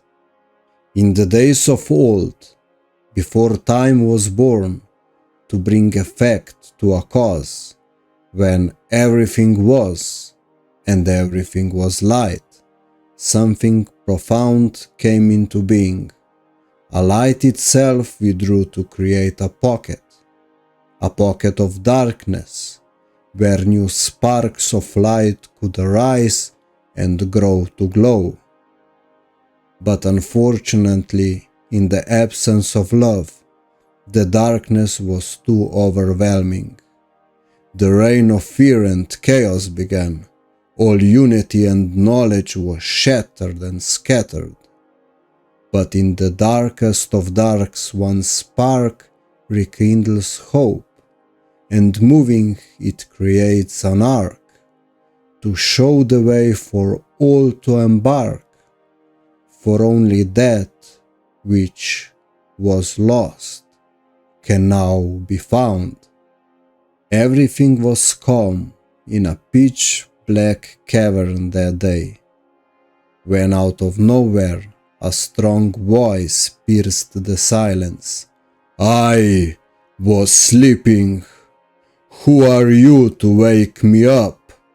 Smacking himself, a giant woke up because a small butterfly landed on his nose. "Who are you to wake me up? How can I sleep now? Everything is cold, moist and cramped. Come here, you little prick, I will pluck your wings off. I need to stretch anyway." Walking in circles, he suddenly stopped. Something was different, not as it used to be. He calmed his breath and observed. There was a breeze. Even though everyone else was sleeping, the giant slowly looked up. For the first time he wondered if there is more to the darkness above him. "I can't go back to sleep. I must know. Here everything is cold, moist and cramped. I need to wake up Thought. He's smarter than me. Thought, wake up. Let me give you a boost. Come stand on my shoulders." Thought woke up. "I can't sleep anyway. Here everything is cold, moist and cramped." "Thought, what do you see?" "I see nothing, but I know there is more, and that we need to wake up Will. Will, wake up. Let us give you a boost. Come stand on our shoulders." "Sure, I can't sleep anyway. Here everything is cold, moist and cramped." "Will, what do you see?" "Well, there is something, but I can't see what. I think we need to wake up Freya." I'm awake, said Freya. "So am I. We all are," said Athena. Both looked at Isis, chuckling in the middle of them. "We were waiting on you guys for quite some time." "What are you waiting for? Give us a boost. Let us stand on your shoulders." "Sure." "Tell us, what do you see?" It's hard to explain. It's not cold, moist or cramped. I think it's pure potential," said Isis. "Let's transmute this potential into progress. Please, wake up the Evo team, Jacob, Apollo and Morpheus, and bring them here." Not much after that the trio arrived. Everyone agreed that it's a great place to prosper. We have to bring everyone into the light, but we can't just carry them out or force them to do the long climb. Jacob decided to draw a map and fashioned a ladder. "Who should we inspire first?" asked Apollo.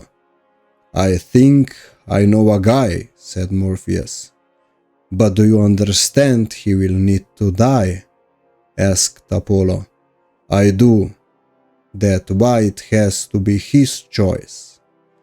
Death is the one thing we cannot do.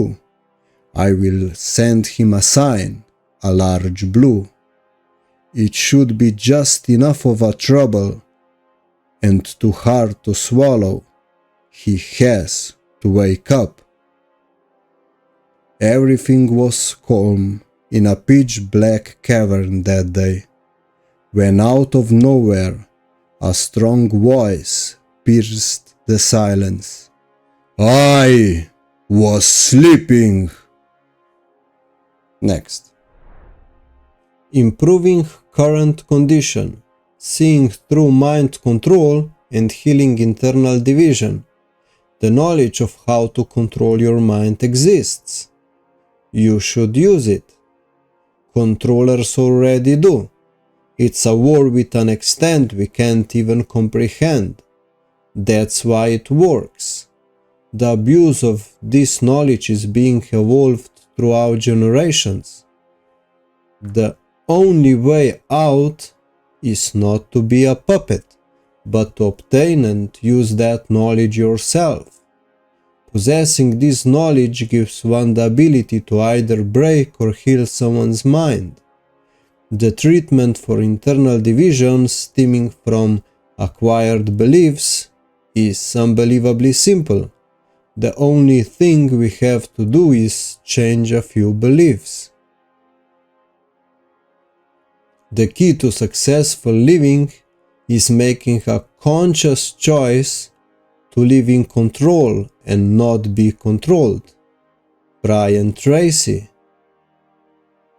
Slavery, a social pattern in which a group systematically exploits another, will vanish when individuals see through mind control and overcome internal division, unfold our consciousness, and master the ability to respond, acting upon understanding of right and wrong, renouncing fear, master and slave mentality, individuals not controlling others, and not allowing others to control them, thus building a moral society. I'm repeating the same thing multiple times, not to indoctrinate you in blindly believing me, but to encourage you to do all the mental gymnastics you need to understand how simple the idea of freedom under natural law is. Simple, absolutely. Easy, absolutely not. It will become easier if we make it easier. Not believing me, the truth shall set you free. Again, the same statement. You manifest freedom by truly understanding what is right and wrong. The more moral society is, the more freedom it enjoys. As I said at the start, ideas are simple, but we are trained not to understand them. You are not the point, you are the whole point. Sometimes it's really the hardest thing for a fish to find the water. It's hard to find a purpose if you are the purpose.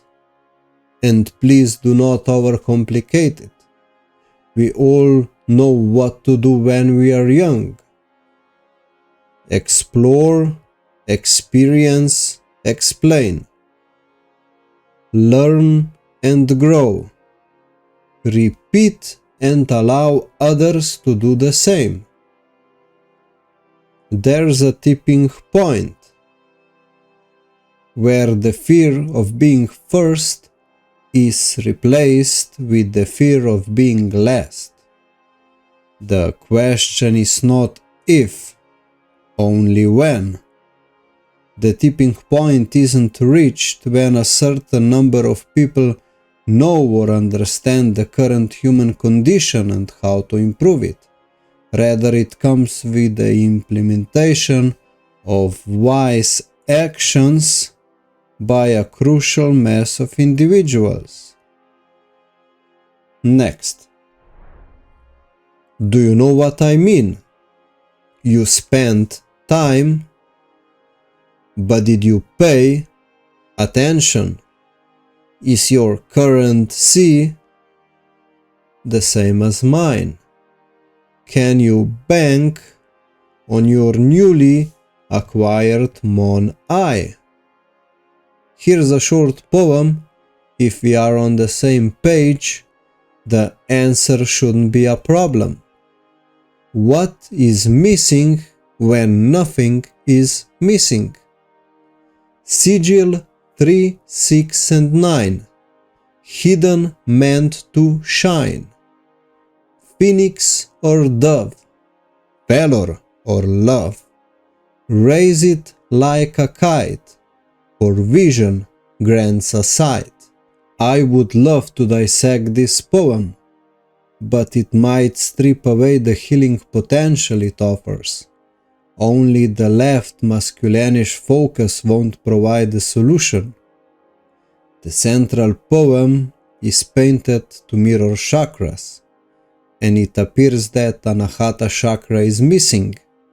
Yet I would argue that a well-developed right femininish holistic knowledge knows where to find it.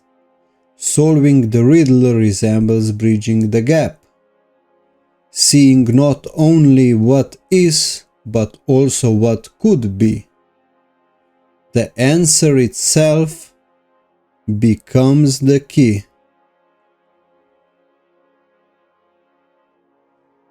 Capable of healing internal division, reached only through knowing the process of solving, and at the same time truly understanding the answer. Listen to people who can explore and explain ideas through different teachings. Gurus, politicians, teachers and preachers often entertain ideas only through one lens and discourage other sources. Add control and you are in a danger of being in a cult. Oligarchy, totalitarianism, socialism, communism, monarchy, democracy, republic, they all start with the idea that individuals are not good enough and they need to be governed. Yeah, by who? Other individuals somehow good enough. The most improper job of any man is bossing other men. Not one in a million is fit for it. And least of all those who seek the opportunity. J.R.R. Tolkien. Next. Find leaders, teachers, and healers who start with knowledge that you yourself are good enough to find whatever you think is missing. Those who empower and guide you to find your own song, not just echo theirs. Always remember, you are good enough. There are already many doing one great work. Shout out to voluntarists, abolists, anarchists, philosophers, teachers, artists, and all who support them. Thank you for staying until the end. At this point, I don't even know who my targeted audience is. If you found this video and stayed, it must be for you, and you are welcome. I wanted to assist fellow travelers. We all stand on the shoulders of giants. Anyone successfully sharing realizations will extend our vision. And that's motivation that never ends. That's why the title states our consciousness. Anyone's creation. And if done correctly, everyone's evolution. If you want me to unpack something, or if you claim to have a better understanding, please comment. If these ideas resonate with you, reach out. Everyone gets to help. Or even better, everyone with proper understanding has to.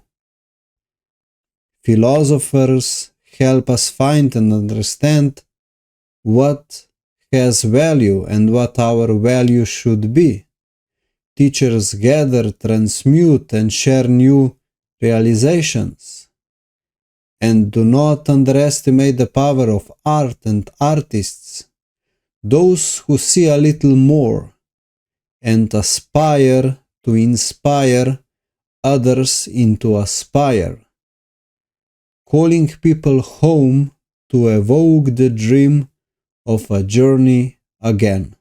In Slovenia, scouts greet each other with "be prepared" and answer "always prepared." There is also a hand sign, 3 fingers representing 3 virtues: purity, candidness, and courage, framed by a strong thumb protecting the weak pinky. Please note that it doesn't mean only the power aspect. It means everyone can help with their talents, whatever they may be. Never underestimate what selfless service to the community, fueled by true care, embodying focused will and holistic purpose, can and will accomplish.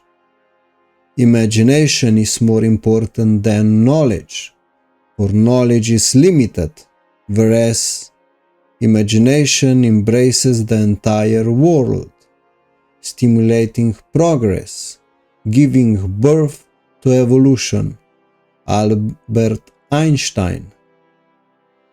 The artist's job is to make revolution irresistible. Tony Kate Bambara. If you want to build a ship, don't drum up the men to gather wood, divide the work, and give orders. Instead, teach them to yearn for the vast and endless sea. Antoine de Saint-Exupéry. Be prepared, take care, and will. Bon voyage. Remember, no one is coming because everyone's already here.